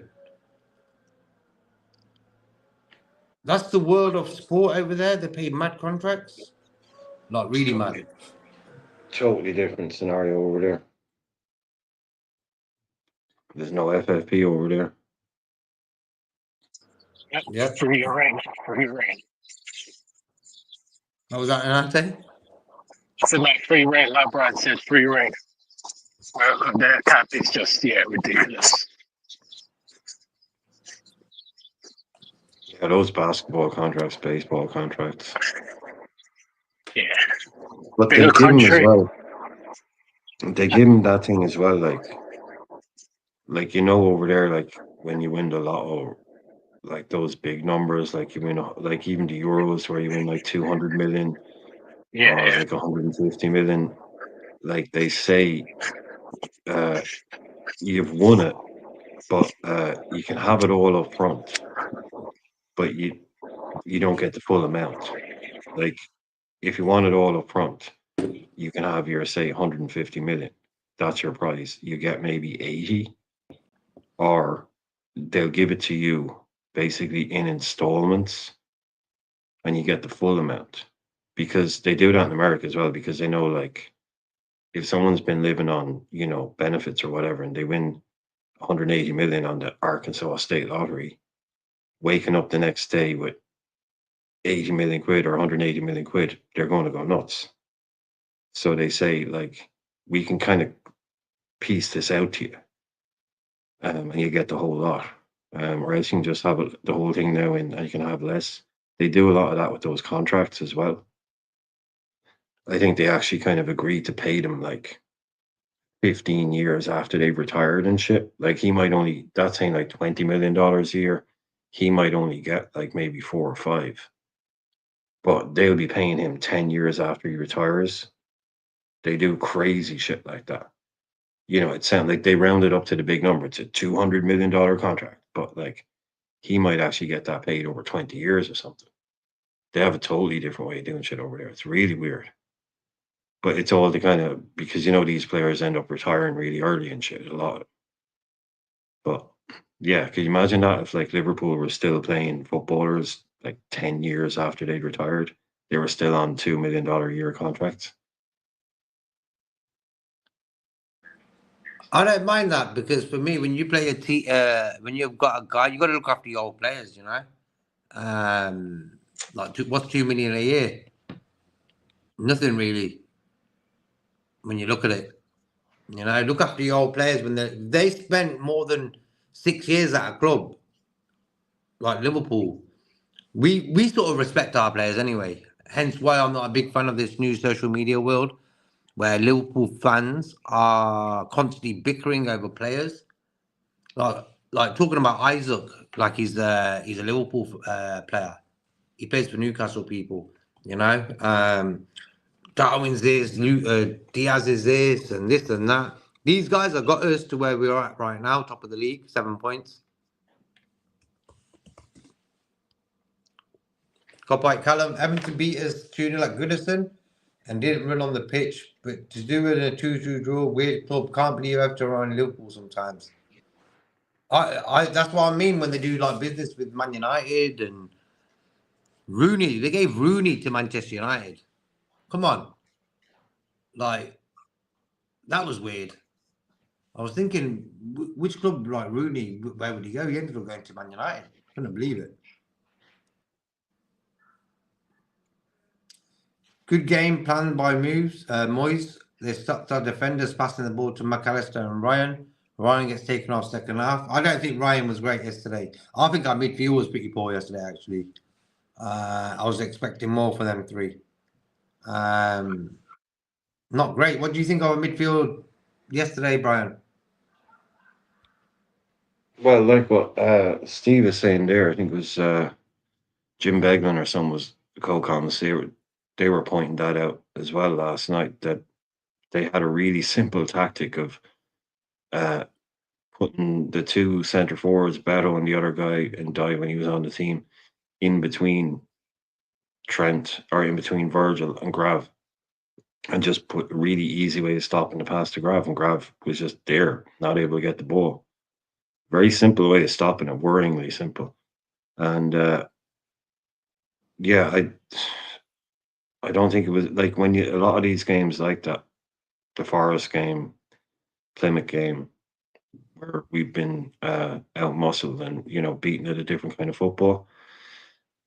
The midfielders has been made kind of anonymous in all of those games because they just take the game away from the midfield. You have to learn how to deal with that as well. Yeah, they didn't really get involved much. Obviously, they were in the game, but yeah, the game wasn't really played in the midfield. It was played around the midfield and over the midfield. It's the way I remember it, anyway. But yeah, so they couldn't get into the game. They did a good job stopping us doing that, and they have to figure out ways of getting around that. Like for me, their midfielder, what's his name? Guy, just a guy. He should have seen a second yellow. Mm-hmm. But what happened? We carried on playing. Gapco carried on, and it was sort of forgotten about. For me, that was a second yellow right there. And who made that decision? The referee. He didn't do that decision. He decided to carry on playing. So for me, the referee does play a part in how a result turns out. But for me, it's up to the team to win the game, of course. But the referee doesn't help a cause sometimes. He'll make a decision that's sort of. If they had 10 men for the remainder of the game, we're winning that game. Probably by even more then. Why? They're losing. They're going to push more men up front. They've got no one at the back. Bang, we'll get another goal. And that's how football is. What was Tsimikas doing for Everton's second goal? God knows where he was. If he was left back, he should be bloody there in front of him, stopping him shooting. Bless up Carlos Francis, Tassé, Fozzie. Jones first tackle, yellow card. Yeah.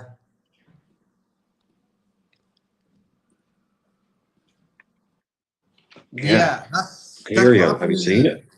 It's an absolute yellow. It was 100% a yellow card. Nobody can watch it. Jones does it. Yeah. He was fired up, Jones.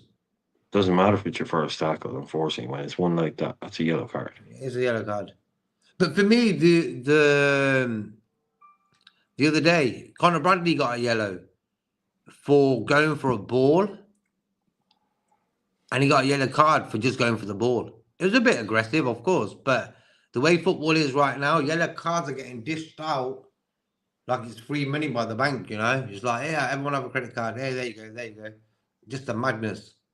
The way yellow cards, like, players are going to be sort of, I think sometimes players, why do they get injured? Because they're thinking, if I go into this challenge full strength, I might hurt the other guy, but win the ball. So what they do, they go in 50%, and what happens, they end up getting hurt. Because if you're going to make a challenge, you got to go in 100%. Because you're going to come off pretty rough at the end of it if you don't. So, and for me, that's the way football is. Referees did that. Referees need to let the game flow. VAR sort of checking 2, 3, 4, 5 minutes, whatever. All these things are not good for the players. VAR needs to be operated by AI. Corruption goes out the window. Look, for me, if they can get computers to do it in 2 seconds and the game can carry on, fair play. I think the way he's taking too long, But JK, then you'll find out that the Chelsea owner has a 10% share in the AI company that blah blah blah blah. Yeah.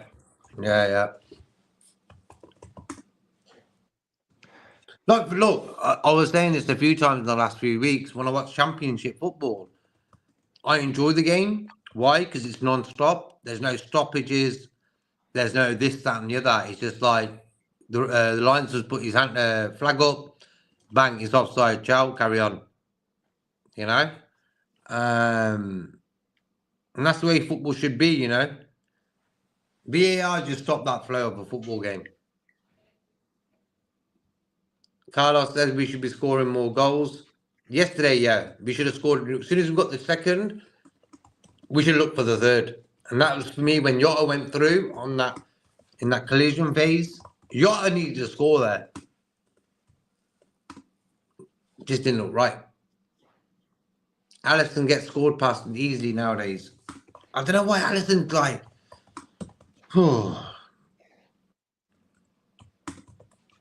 What do you reckon about Alisson form wise? Nanante. Oh, Nanante's gone. Brian.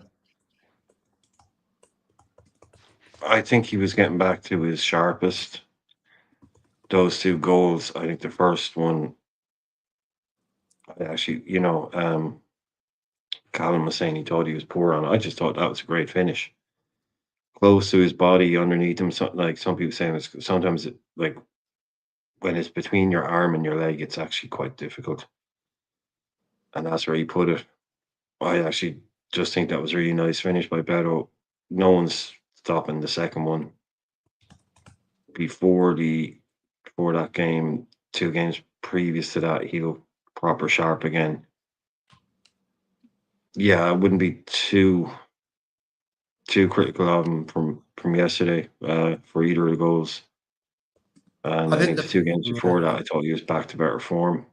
Mm-hmm. But he'd been a bit rusty before that when he came in. Yeah. I think when he came back from injury, he was a bit rocky in that. I think yesterday's first goal, he could have made himself bigger, bro. He sort of gave him the option to take it early. I think if he sort of held on a little bit longer, it would have been better. Him rushing out like that sort of gave better the option to just score like that, you know.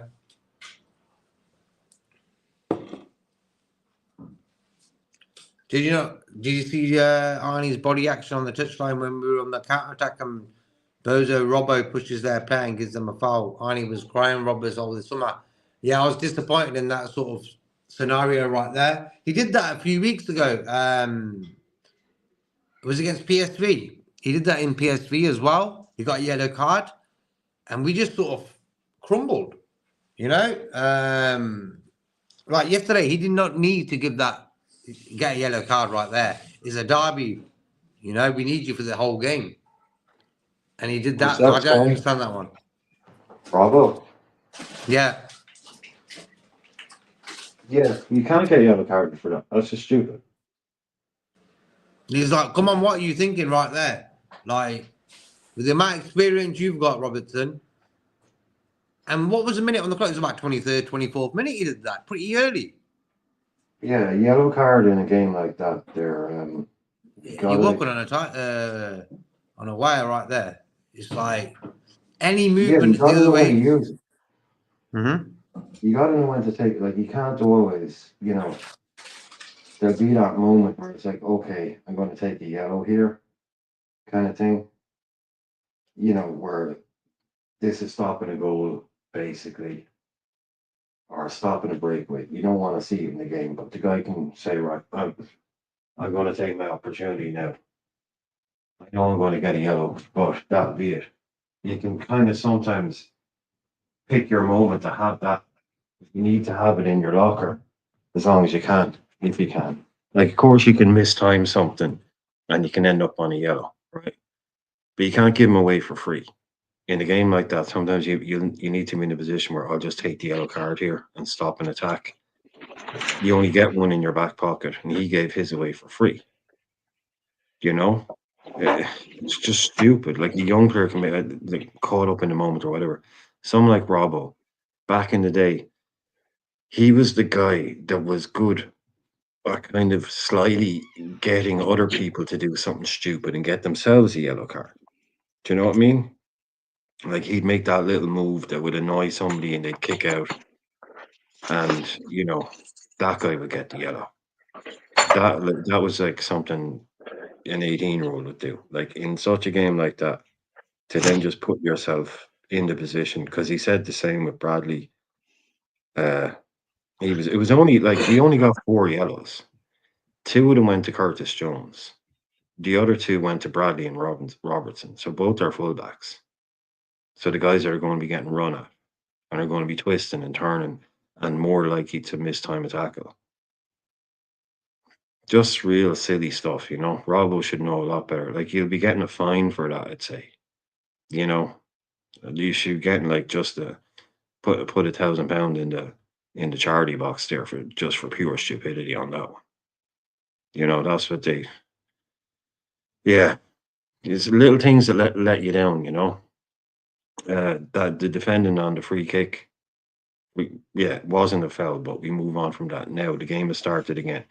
You have an opportunity, and then you defend a free kick like that. Okay, Ali could have put his foot out. I just think, maybe he does. But I just think something like I played in goal a lot, and it does sound silly, but sometimes when the ball is closer to your body, it's actually because once your arms have gone out, it's hard to it's just sometimes if it's put in that one little place, either go right around you or sometimes it's easier to go right through you. And he put it right through him. A couple of inches either way, and it clips Ali. He probably still goes in anyway if it clips his thigh. But if it goes the other side and clips his arm, he'll just about get a touch on it. But I think it was the defending on it he wasn't expecting. You can't really expect that guy to actually be 2 seconds later to be having a one-on-one with a striker. He might have been caught a little bit off guard. But, yeah. Nancy, Alison.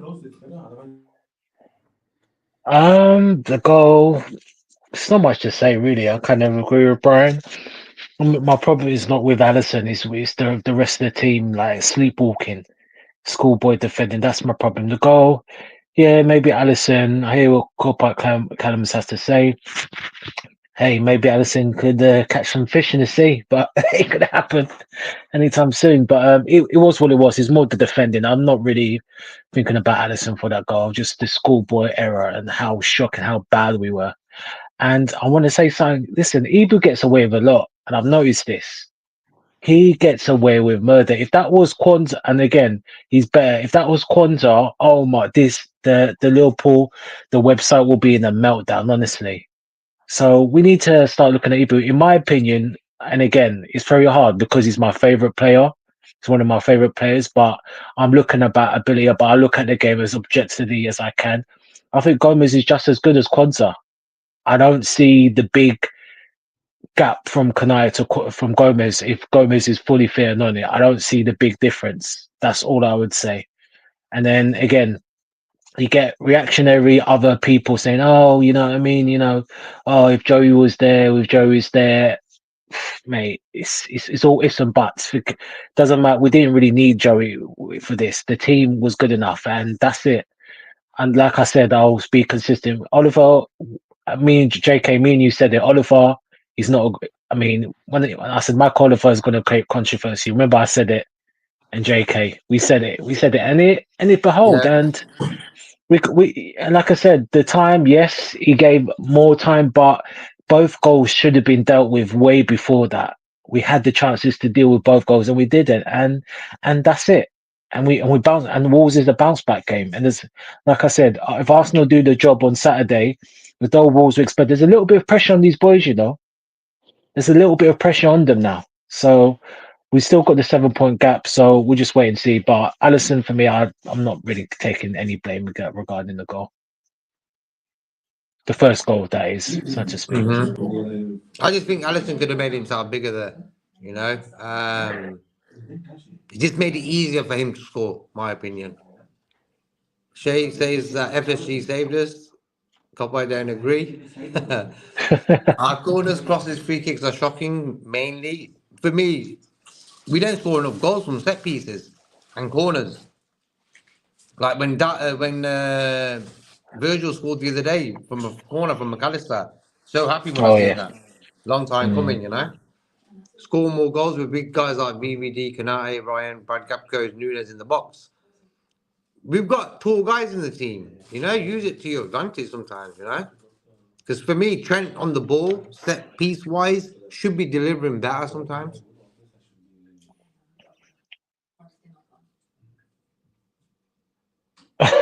I hear Come back, FSG for Callum. me, I hear you. I hear you. I hear you. I know you're not trying to be.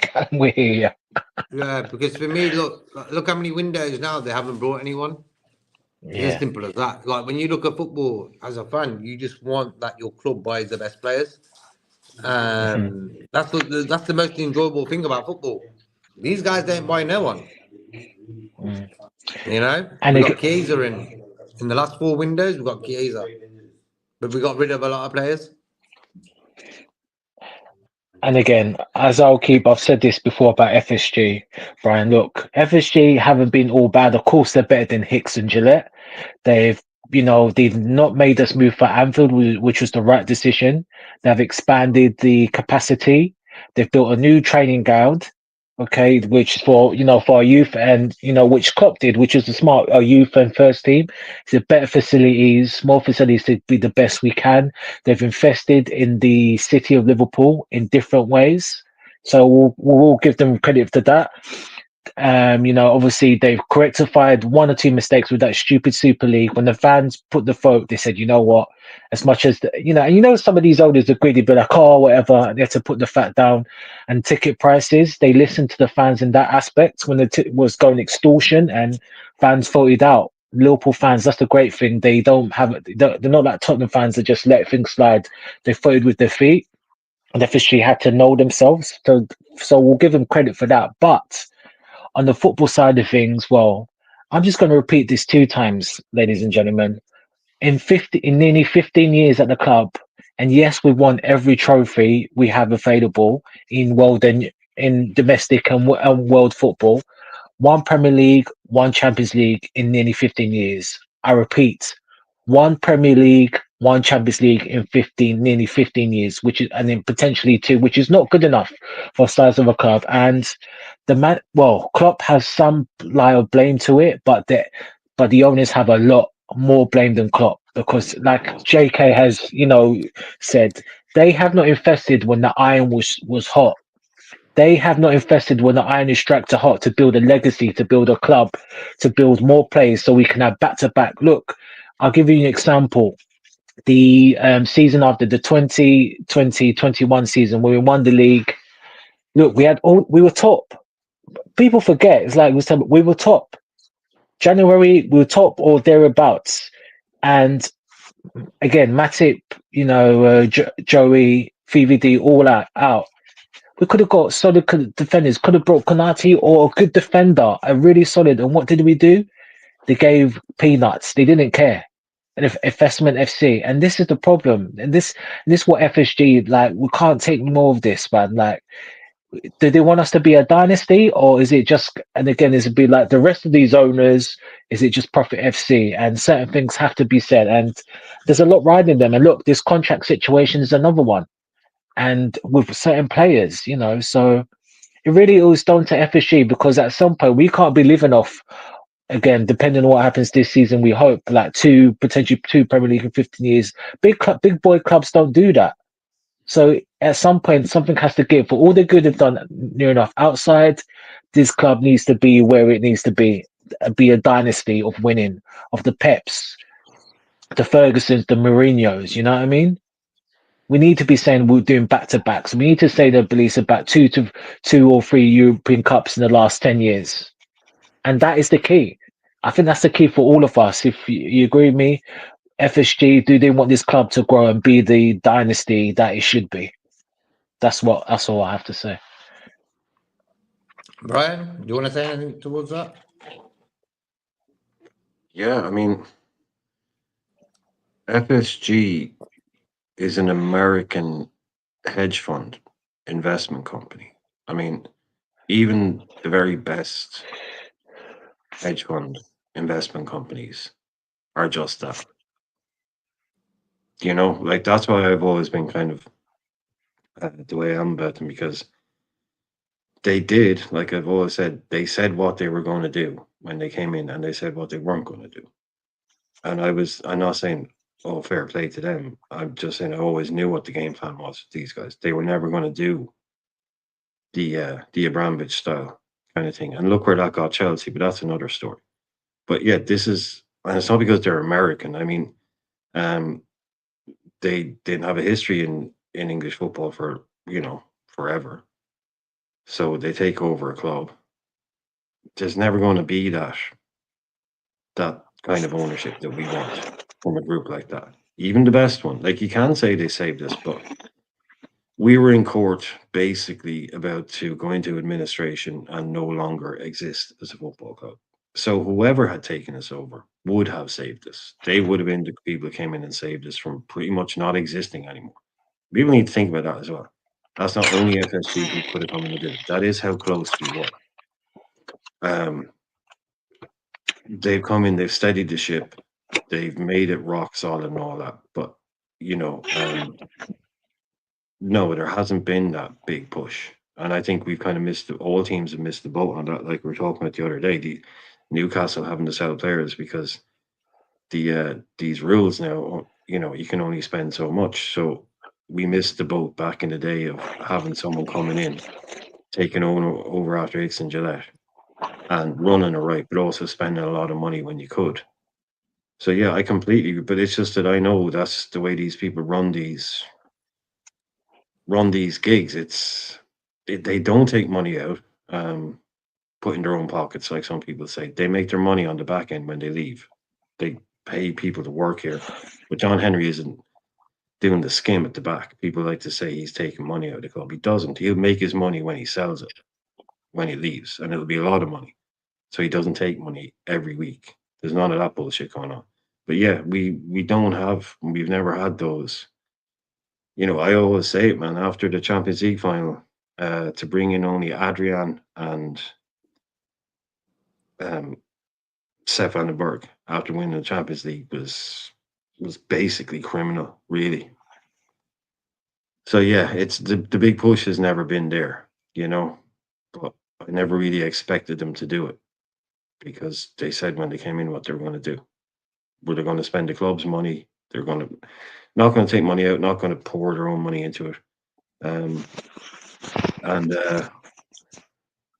that was always how it was going to be. They've gotten us to this point. So yeah, I'm as disappointed as anybody in seasons gone by where we haven't put the foot down and gone toe to toe with some people and made big signings. But like I said, it was like I was never kind of disappointed because I never expected these guys to really do that. That's just the way it is for me. So until they do move on, but like I said, even then, unless someone does something to make the club make even another 200 million a year, unless we want to start doing what City were doing, it's we're kind of hamstrung now. Like the chance to do it was over the first 10 years with the Klopp years. That was the time to do it, was to put in to go big then. When you had more leeway.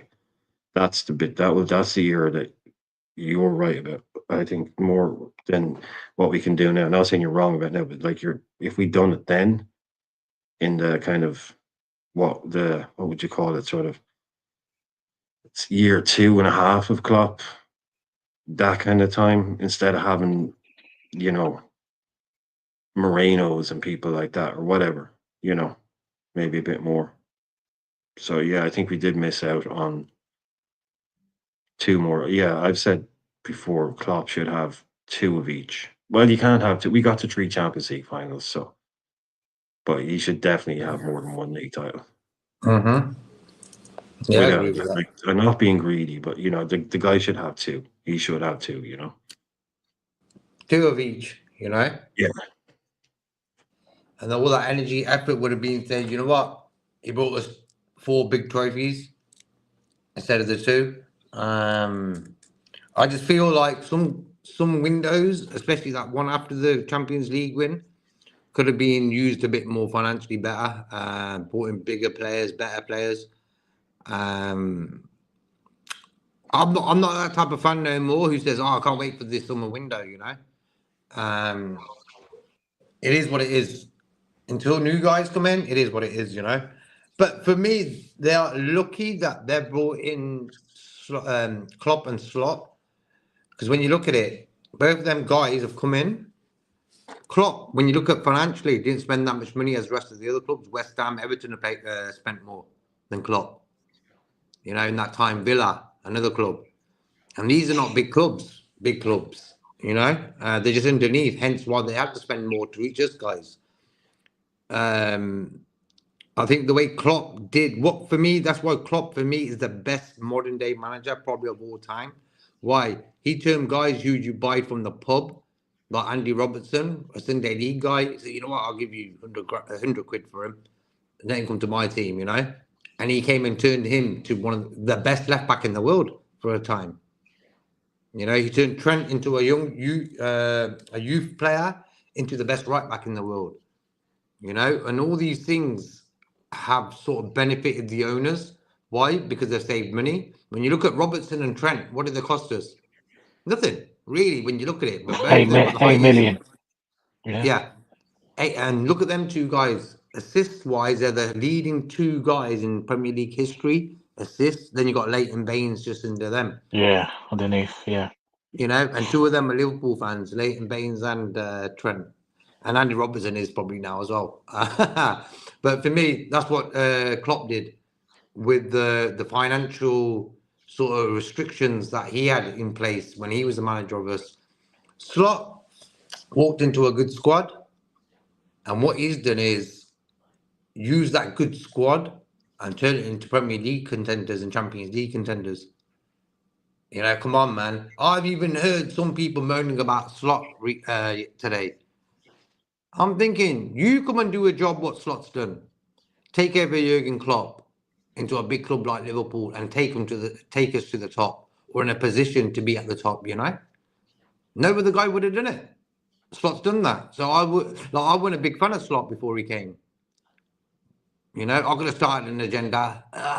We should have kept Klopp, I'm anti-Slot and all that sort of rubbish. For me, the club's the club, I don't mind who the manager is, as long as he respects the club, Right. And when I've heard some people sort of dissing Slot, I'm thinking this guy's never been to Goodison Park, even though he's just around the corner. You know how far? Okay, I've got a quick question for you guys then. How far in meters is Goodison Park from Anfield? It's about 500 meters. Okay. It's just the width of the park, basically. Stanley Park is literally just between the two of them, so 500-600 meters.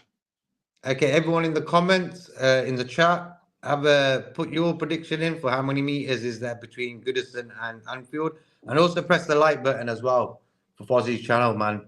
Truly appreciated. So you got with 500 meters, Brian, yeah? Yeah, I'll go with that, yeah. Nalante? 300. Whoa. Okay. I will tell you at the end of the show. Let the people in the chat have a guess if they can. And bless up the true Jakish Kebab Merhaba, bro. Hope you're cool. Smart free kick by Everton, first goal. Abdul says FSG made a lot of money from LFC. We need some more players. Cedric, some streams have their favourites, not mentioning names. Can't call these players out no matter what. I've stopped watching them. Only a few tell how it is, like you guys. Bless up, bro, for them words. Kind Bless words. up, yeah, nice one, Yeah. Cedric. We know the names. Like for me, every player is my favourite. But if he does something wrong and I don't like it, you're gonna just highlight that. I'm not gonna say, yeah, it's all right. No. You got to be critical sometimes as well, But for me, I don't like agenda-driven sort of nonsense. Like for me, Andy Robertson, for example, the matter rubbish I've heard about this guy this season, he hasn't been great. Of course, he hasn't been great, but he don't really need to hear that on social media 24/7, So for me, all the years Robertson's been with us, he's been class. This season, he hasn't been his best. and you're gonna have a go at him. Like, come on, man. But for me, agenda-driven, sort of going after players and stuff. Even when they're wearing the shirt for Liverpool the day before in a game, like, come on, man, we don't need that. When did FSG win the Europa Cup for Liverpool? They haven't won that Europa League. That's the only thing. I Was mean, Man that's European like Cup? saying, Yeah, that's he like saying, making European Cup? Trent has won everything there is to have. Like, you can say Trent has won everything there is to win at Liverpool, and then some say, well, he never won the Europa League or the Yeah. UEFA Cup, if you want to call it. But yeah, we were in it. Klopp's first year, remember the 4-3 Dortmund lost to Sevilla in the final. Mm-hmm. So we were in it. And I think that we were in it last season before we're back. We were in it previously. So I think we've been in it very twice. annoying. Should have won both. Mm-hmm. Well, we came up Should've won against both. Sevilla, man. Sevilla. You don't want to, if That you're was going to our come up bogey against team. somebody, I know, Sevilla. but we had a good enough team to win that final. We Yeah. just kind of Oh, yeah. Albi we just Moreno. bottled it. Yeah, Sturridge. I was annoyed. Sturridge scored a great goal and 1-0, and then we Sturridge's just goal. lost. Woo. Yeah, I was annoyed. But yeah, still were good at that time. They were red hot, but still. I tell you the And truth, then obviously, Sturridge for me, I'm putting in my top 5 favorite strikers for Liverpool. I don't know. He was just different, you know. yeah. I mean, injury-free Sturridge. If he was injury-free, then boy, we would take it. He'd be up there with the Fowlers and Owens. He would be 100%. He would be. He had better. For me, he's better. He had better dribbling ability than both. He just got a flair about him. Clinical. Such. Mm-hmm. Yeah. He was clinical. Yeah, one of my favorite players, and I missed like him and Sturridge, Suarez up front. Is the old school way of playing football. You know, I miss that two up top. You know, I think Slot's got time and games to experiment with the Jota and Darwin up top. You know, yesterday when you seen that after the collision with Jota and Darwin up top, I'm thinking, one of you two score a goal there, you know, and they didn't do it. So for me, maybe two up top might not work. Delante, a question for you if you want to answer that. Yeah, well, I think I'll just answer it, Steve. I know you just said a comment. So, who put the money to build the stands? What you think? FSG just done a loan payment for the stand, Steve? We got a good group. They invested. They did invest in terms of getting the capacity up. So you telling me they I didn't can know? help you out there, Delante, if you want. I can help you out there if you want. Yeah, if When you want, people bro. talk, if people talk about John Henry not putting money into the club, the only time he's actually, because that's not, like I say, that's not how they do business. So like, so he's never put any money in the club. Yeah, we know that's not how it works. He did put money into the club once, right? He wrote a £100 million check as a loan to the club, which was specifically for the new stand. Now, as we spoke before, I said it before, that's a lot of owners do that, but they do it in a stealthy way where they say, oh, they're going to loan money to the club, but it has to be paid back. Oh, of course, it has to be paid back. And they'll charge interest on it. And that's a ghost way of taking money out of the club. So they loan it 100 million and they look like great boys, but actually they're going to get back 130, 140. He wrote that. Now everyone's going to go, oh, wow, what a great man. But he gave a £100 million loan. Yeah, it has to be paid back, but interest free. So all he gets back is the 100 million. So he put in the 100 million, the paid to get that stand built at the end of the day. Now he gets his money back, yes, but he's not charging interest on it. Now I'm not FSG in, but I'm a facts guy. And that's a fact. That's it. I'm not saying, yeah, exactly. Thank you, bro. That's all. Can't, like, as much as they've done, we've got to give them credit for certain things. We can't say it's been all just bad, bad, bad. Yeah. But that sort of comment there sort of makes me not really be a big fan of them guys because of that ambition. Like for me, if you're in the ball game, you got to have ambition to win. If you're a striker, your ambition is to score goals. And if you haven't got that, you're not scoring goals. And I think sometimes the owners don't have that ambition. Like, look at that contract they gave this guy, 120 for 3 years, you know. So in the baseball game, they're doing it, but I've heard also over the years their fans are not happy, this, that, and the other. But for me, I don't really want to talk about FSG no more because we've got a Premier League title to win. You know, we've got a game on Sunday. Just a quick question. Front three for Sunday. JK, just quickly before you do move on, just imagine this, right? Imagine that there's a bunch of billionaires, right? A couple of billionaires all come together and they've all done well in the world, right?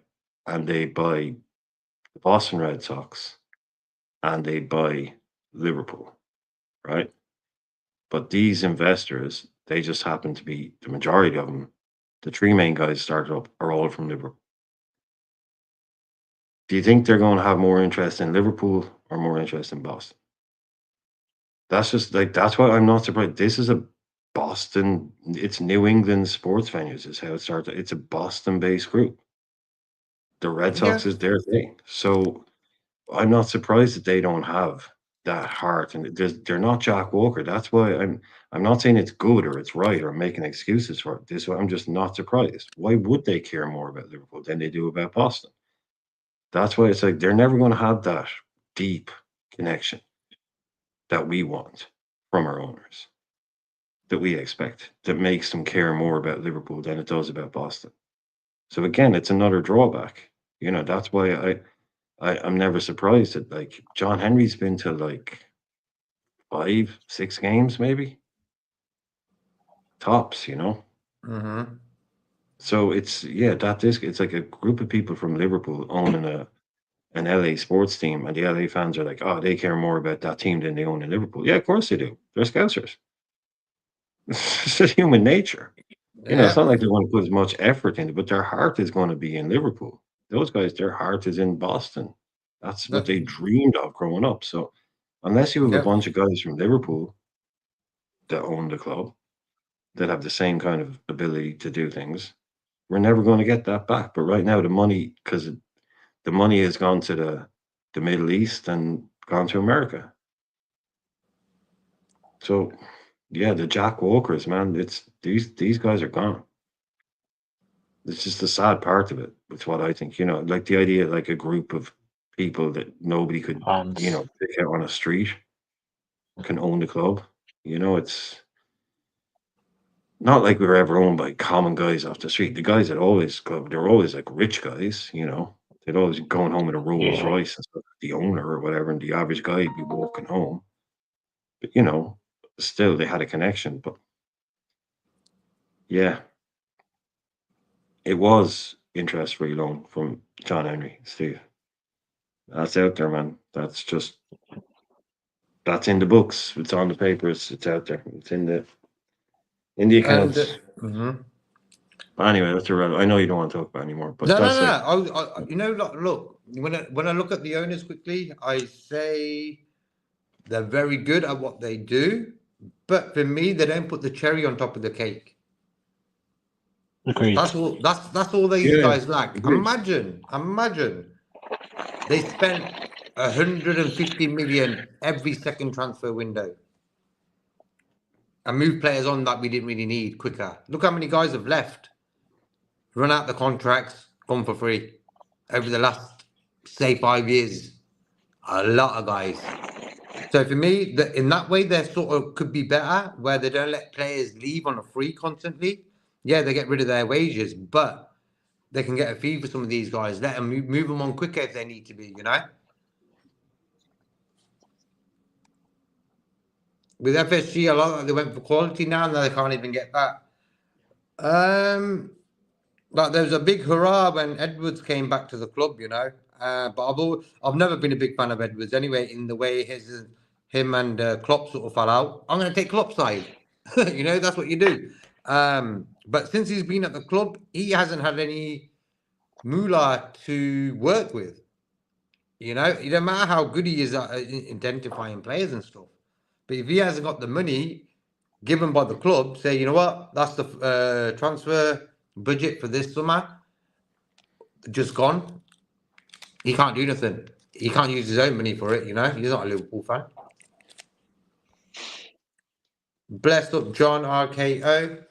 5 wins, we win the league. Don't panic. Many thanks for that Okay. contribution to the channel. Blessed up. Big up, John, Exactly, for bro. blessing to the channel. No, I think it'd 5 be a bit wins. more, but I think that means means. I think. Sorry, Brian, go on. No, I'm just sorry. You got. I'm just what's it? 15 points. What are we on now? 57. Is it 50? 72. I think. 72 points to win a league. No, I think it'd be more. I think we're definitely the 80s. No, I think it'd be 70s. Like for I me. agree, though. It'll be a low Mhm. score. This ain't going to be a 90-pointer. This because the way No, people no, are. no. This is. Yeah, this will probably be one of the low. Not saying we'll get a low points total, but it'll probably be one of the lowest kind of that was enough to win it kind of thing. Because normally City are doing 90, 88, whatever it might be. I don't think it's going to need anything like that to win. I think that's for sure. You know, just what you wrote at the end there, John. Don't panic. I'm not sure if it's going to be 5 wins we need to win the league, but for me, it's the don't panic thing. You know, at the end of the day, I think yesterday we sort of panicked, hence why we dropped 2 points. That panic sort of hysteria in the stadium yesterday made us drop points. So for me, we're in control of our own destiny. We're 7 points ahead. So for me, there's no need to panic. You know, we could have lost yesterday as well. Do you know, Mm-hmm. you were just saying something, JK, Mm-hmm. and it hasn't been, I don't know if it's right, but when we went in for Virgil, and it was known that we were, willing to pay a very big fee for him, and then we got caught, taking him up the Blackpool Tower, for out on a date in Blackpool, and it got rumbled, and before we gotten permission from the dad, we'd taken her out on a date kind of thing, so we had to sit on our hands, and people were kind of saying, "Oh, that deal is dead now." Deals collapsed. We got caught tapping them up, which is probably the last time anyone's ever actually had to pay a price for that, by the way. Um, people are kind of like, well, sure, you're going to do something else. Surely, you've got 70 million to spend on Van Dijk. You're prepared to do that. You're prepared to pay a world record fee, apparently. So obviously, Liverpool have a lot of money and they're going to spend it on the centre half. But Virgil van Dijk has now been taken off the table. Surely you're going to do something else now. And we didn't in the summer. We get him in January. The same thing with Alisson Becker. Do you remember how like that deal was off? Apparently, we had lodged a big bid. Everybody knew about, and everyone knew we were trying to get him. Then the story came out that deal was off. We weren't going to be able to get him. So people are like, oh well, obviously they're going to move on to somebody else now. Oh, who's going to be? Who's going to be? And we didn't with Van Dijk. We waited. We kind of held for him. Didn't try and buy any of us. Waited for Allison. Eventually gets this done, and then this whole kind of narrative started to come out that Liverpool. It's like, wow, Liverpool is so good at what they do. They identify a number one target, and if they don't get that number one target, they don't want anybody else. They only want their best. They only want the number one guy. And I was like, yeah, that's really cool when it works, and you get VBD and Allison, but you need to be a bit more flexible than that. Like, and I think that was kind of this aura was built up about us around that for at a time. It's like, oh, we only bought X, Y, or Z player because Liverpool only buy their top target on their list. And if that guy isn't available, then they won't bother buying anybody else because it's not worth it. And I always thought that was, yeah, look, like I said, that's awesome if you get that number one guy every time. But that's not going to happen. And I don't know if that's come back in a little bit more to this kind of like with the Zubimendi thing. It's like, well, we couldn't get this guy, so we're doing nothing. Mm. You know, I don't really like that. I think no one can tell me there's only like if your data comes back, I get it. 100 players, 1,000 players will be up for, audition basically. And by the time they run the scouting and the data, they'll work it down to 4, 5. I'm not expecting 20. But it shouldn't be 1 and 1 only. You know? I never vibed, I never kind of chimed with that idea. Steve was just saying LFC never got caught tapping up BBD. Whatever you want to phrase it, we met with him before we'd spoken properly to Southampton. We paid The the transfer fine, was yeah. going to happen, and then that transfer got cancelled, and we were reported to the league and everything, and we walked Yeah, we away, paid something to Southampton, yeah. and then we went back, but we were absolutely caught tapping up, whatever you want to call it. And it was in Blackpool. That was where the meeting happened. Southampton found out about it, and then we had to walk away. That's what happened. But yeah, that's what, I don't know, like that whole kind of laser focus Liverpool, they only buy the best or they buy nobody at all. I was like, no, that's not going to work. Because other teams will buy the best players. You can't always be like, if we don't get this guy, then we'll get that guy, or we won't get anyone at all. I thought we always needed to be. And I got shades of that with Zubimendi this summer. Mm-hmm. I know what you mean. It's like if you know we need a Zubimendi, it means we need somebody. But please don't tell me with all your scouting and data that there's only one Zubimendi Yeah, exactly, 100%. There's way out there. available There was the and oyster. playable. Yeah, all Yeah. not just okay, but okay. So there might be 10, right? One of them, he's 100 million. No, the other two, they've just signed 5-year deals and they don't want to leave. No, the other guy, he's 29. No, but you're at least left with 3, 4. Mm-hmm. It can't be just we've run the numbers and it's just come up Zubimendi. Zubimendi or bust? Yeah, Zubimendi. You know what I mean? Yeah, exactly, Zubi. Oh, no, we're going to dismiss it.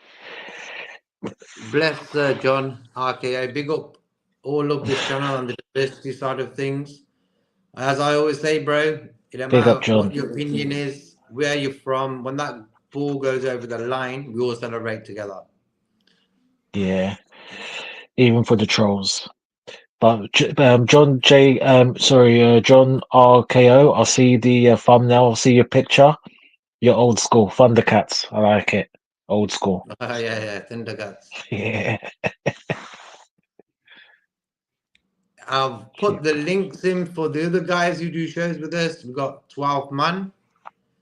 Yep. Press, you can subscribe to him. We've also got Brian's own channel, the Irishman Football top shows on there as well. Great shows, Subscribe guys. to him. And then I've got check one them for out. myself as well. Right, JK's coming soon. Go subscribe to that. He'll let you know in due course. And everyone press the like button if possible.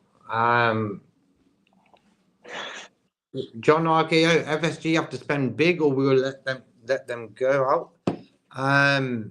Yeah, it's about time they put their hands in their pocket, There's always movement. It's about time, Come on. Slot. I think they've done it for long enough. 100%. I think Slot has made it clear there's going to be activity, and he made it crystal clear. So it's just a question of how much we spend, and we need to anyway, regardless of the contract situation. So. Okay, so Steve's saying there's 15 minutes between both clubs. How many meters? Walk, 15 minutes walk. Yeah, about that, I would say. How many meters do you think it is, Steve?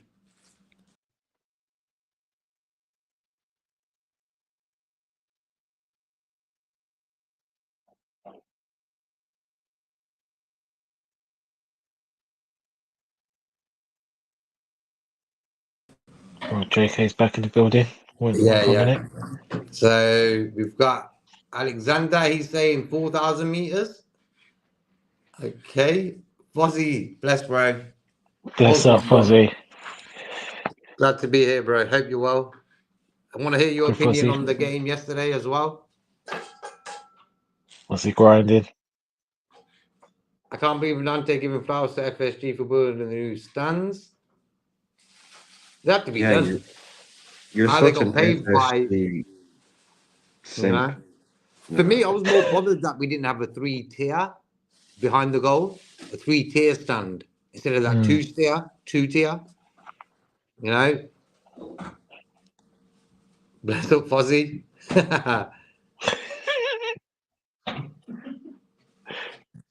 We got No Fuzzy. Europa key. So they haven't won everything at Liverpool. Yeah, for me, Europa League is the last thing I'm really bothered about.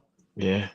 But what we're saying, we could have conquered domestic and European. Not, yeah, we haven't won it, but we're talking about the main trophies. For me, I have to agree with that. Like Liverpool is a socialist club. 100%. Oh, yeah, 100%, yeah. And these guys are in there for the money. You know, they bought us for 300 million to sell us for 5 Yeah. billion tomorrow if they wanted to. They would. And they've made their money. You know. Football ain't socialist, though. That's the thing. Probably certainly not the Premier League. So the city can be as The socialist as it city is, wants. but the club isn't. Yeah, The club. game is Yeah, one guy. It's not club just is the for the club. people. It's the game. Man. Premier League is all. Premier League was created to make more money for the bigger clubs. Yep. It was paid for. 1992. Yep, it all changed. Stop having to share all the money around. They didn't like having to share all the money, so they created the Premier League, and we were part of creating that. And this was long before FSG came along. Rick Parry, the Moors, they were all part of making it. You know, Oh yeah. So it's not. It goes back. It goes back, man. As soon as the Premier League came along, money took over, and there was no Americans, there was no Saudis back then. It was English guys doing it. So the game has been gone pretty much since they pulled up the rug basically and said we're the Premier League now. It was a breakaway league. People talk about the Super League being a breakaway league. The Premier League was a breakaway league. So yeah, Sky Rupert Murdoch put that money on the table, and nothing's been the same since. Exactly. Just keep going and going until it has a bust, and yeah, something goes, and then something will have to change again. That's all it is. And you can blame Alan Sugar mainly for a lot of it because Alan Sugar was not only the Spurs owner at the time, but you remember he was at Amstrad. He had Amstrad. Amstrad, yeah, that was his main thing. I remember I had the computer Amstrad. Yeah. They were a Yeah, big company back in the day. Yeah. Yeah, they made satellite dishes, and Yeah. he was mates with Rupert Murdoch, and he knew the rights were coming up, and he said to Murdoch, "Look, man, you want to go in and get this Premier League thing, go and outbid ITN, ITV, and I'll supply the satellite dishes. Everybody will need Sky Sports. Yeah. Good for you, good for me." Alan Sugar was a huge part of that. If it wasn't for him, Rupert Murdoch he was just interested in newspapers, magazines, and stuff. And Sugar was like, "Come on, man, I supply your Amstrad supplied, satellite dishes to Sky." He said, "You buy this, man. This shit will work out good for both of us." Yeah. Just all And I that greed think, and money. yeah, it's true, bro. And I also, at the time, Martin Edwards, who's Man United chairman, and David Dean, they also jumped on with Sugar and pushed it tremendously to the forefront. Yeah, they're all up for it. Well, for More it, money yeah, for them, why exactly. not? Yeah. That's it. Great show again. And see how Liverpool is a socialist city, but the club is owned by capitalists. Shanks is Crichton 11. I have to agree with that as well. Okay, that's a fair point. Like for me, they're capitalists in that way. For me, if you're a businessman, your main ambition is to make money. Of course, there's nothing wrong with that. Yeah. As I've said, because they don't put that cherry on top of the cake, I can't take these guys serious. Yeah. They've made the stadium, they've made the training grounds, new complex. They've got big sponsors coming in, paying whatever money every week. There's a new firm associated with it, so they're doing it well. But for me, football's about what happens on the field is the most important thing. I think with that Klopp era, even though we only won one Premier League title and a Champions League title, he took that 300 million and turned it into 4 or 5 billion. What Klopp did on the pitch. because the buzz was like Liverpool are the best team in the world right now. That was the talk, bro. You understand my point? So that's why for me, Klopp made that money and that valuation of our club to rise that highly, you know. So these guys are in it for the money, but for me, they could do it so easy. Put their hands in the pocket every second window, 150 million, get rid of players quicker, and that's for me a happier club. You know, it's just that little piece of little extra, just doing that little extra, you know, to keep everyone happy, not just themselves, but keeps everyone happy. If your fans aren't happy, it don't matter what you do off the field with these companies buying into Liverpool, you know, celebrating Lucas Aid have come to Liverpool now and this, that, and that. But if we were buying players quite often and keeping it going, us fans would be more happy when we get these new sponsors. You know what I mean? Back in the days, I used to remember fans ended up being accountants of the club. Oh yeah, but if we get rid of this guy for this much, he's got them wages. We always look for the healthy side of keeping our club healthy financially. You know, we used to always think out, oh, this player's going to cost this much, this player's going to have this wages, and we used to always try to work out in the way the club saved money. But since these owners have come in, I don't really look at that side of it no more. You know? You can say anything if you want, Nanate. Is he there? Yeah, no, I agree, JK. Yeah, no, Savona's it's profit FC for them. So you know they do their little things outside, but again, whether they want us to have a dynasty, that's another question. So we just say, you know, again, it's just another year, another summer. You know, slot. So we'll be watching with eyes these contracts and how much they spend. We'll be watching closely because at some point enough is enough. So that's it really. That's it, bro. Okay, people. A great show. Big games coming up for Liverpool. Like for me, I can't wait for the next game. You know, when you haven't had a great result, you can't wait for the next game, and that's Wolves on Sunday. I'm looking for a home win there. You got anything final to say, Brighton? Where you're going to be? No. Which channels? Oh no, just thanks for the invite, and we'll probably see you later on if we're doing a show on 12th man. Mm-hmm. No, yeah, just thanks for Steve, all the boys, everyone that was here. Nice one, great chat. I'll put the link in for Irishman's channel. It's there. You can subscribe to him. Then you got 12 Man's channel as well. And you got mine as well.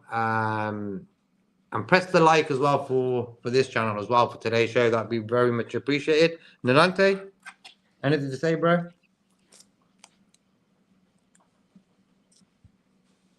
No, not much. Just big up everyone in the stream, the chat, and Alexandra, I saw your comment. That's funny. yeah, we agree, and yeah, just support the guys. Big up, you know. Obviously, you can support the likes for Fuzzy. You know what I mean? But Fuzzy will be back soon. You know, me and JK will come on here now and then. You know, Fuzzy's busy to do shows, so yeah. Go and Spontaneous subscribe. shows. Obviously, yeah. Take over. Fuzzy's been kicked out. No, I'm joking. He will never be kicked out. This is his channel, but we'll take over. Yeah, big up Fozzy. Yeah, Top big guy. up Proper Fuzzy Liverpool always. fan. Proper Like I said, Liverpool you, fan. yeah, you guys are the real ones. Whether we agree or disagree, obviously subscribe to 12th Man tonight. He should have a show tonight between 7 and 7:30. Got Brian the Irishman, and you got JK. He's got his one coming up. But there's a lot of big things we're going to discuss, and the last thing I'll say is look out for the clickbaiters. I will in the next episode. I will be going out, be calling out names because you know there's a lot of these podcasters that have got the numbers but the clickbait and they've got no respect for football or have agendas, but the real ones will prevail. So big up yourselves and take care, guys. Thank you, the chat, everyone in the chat for the show with your comments and stuff. I agree. I sort of agree with this comment as well.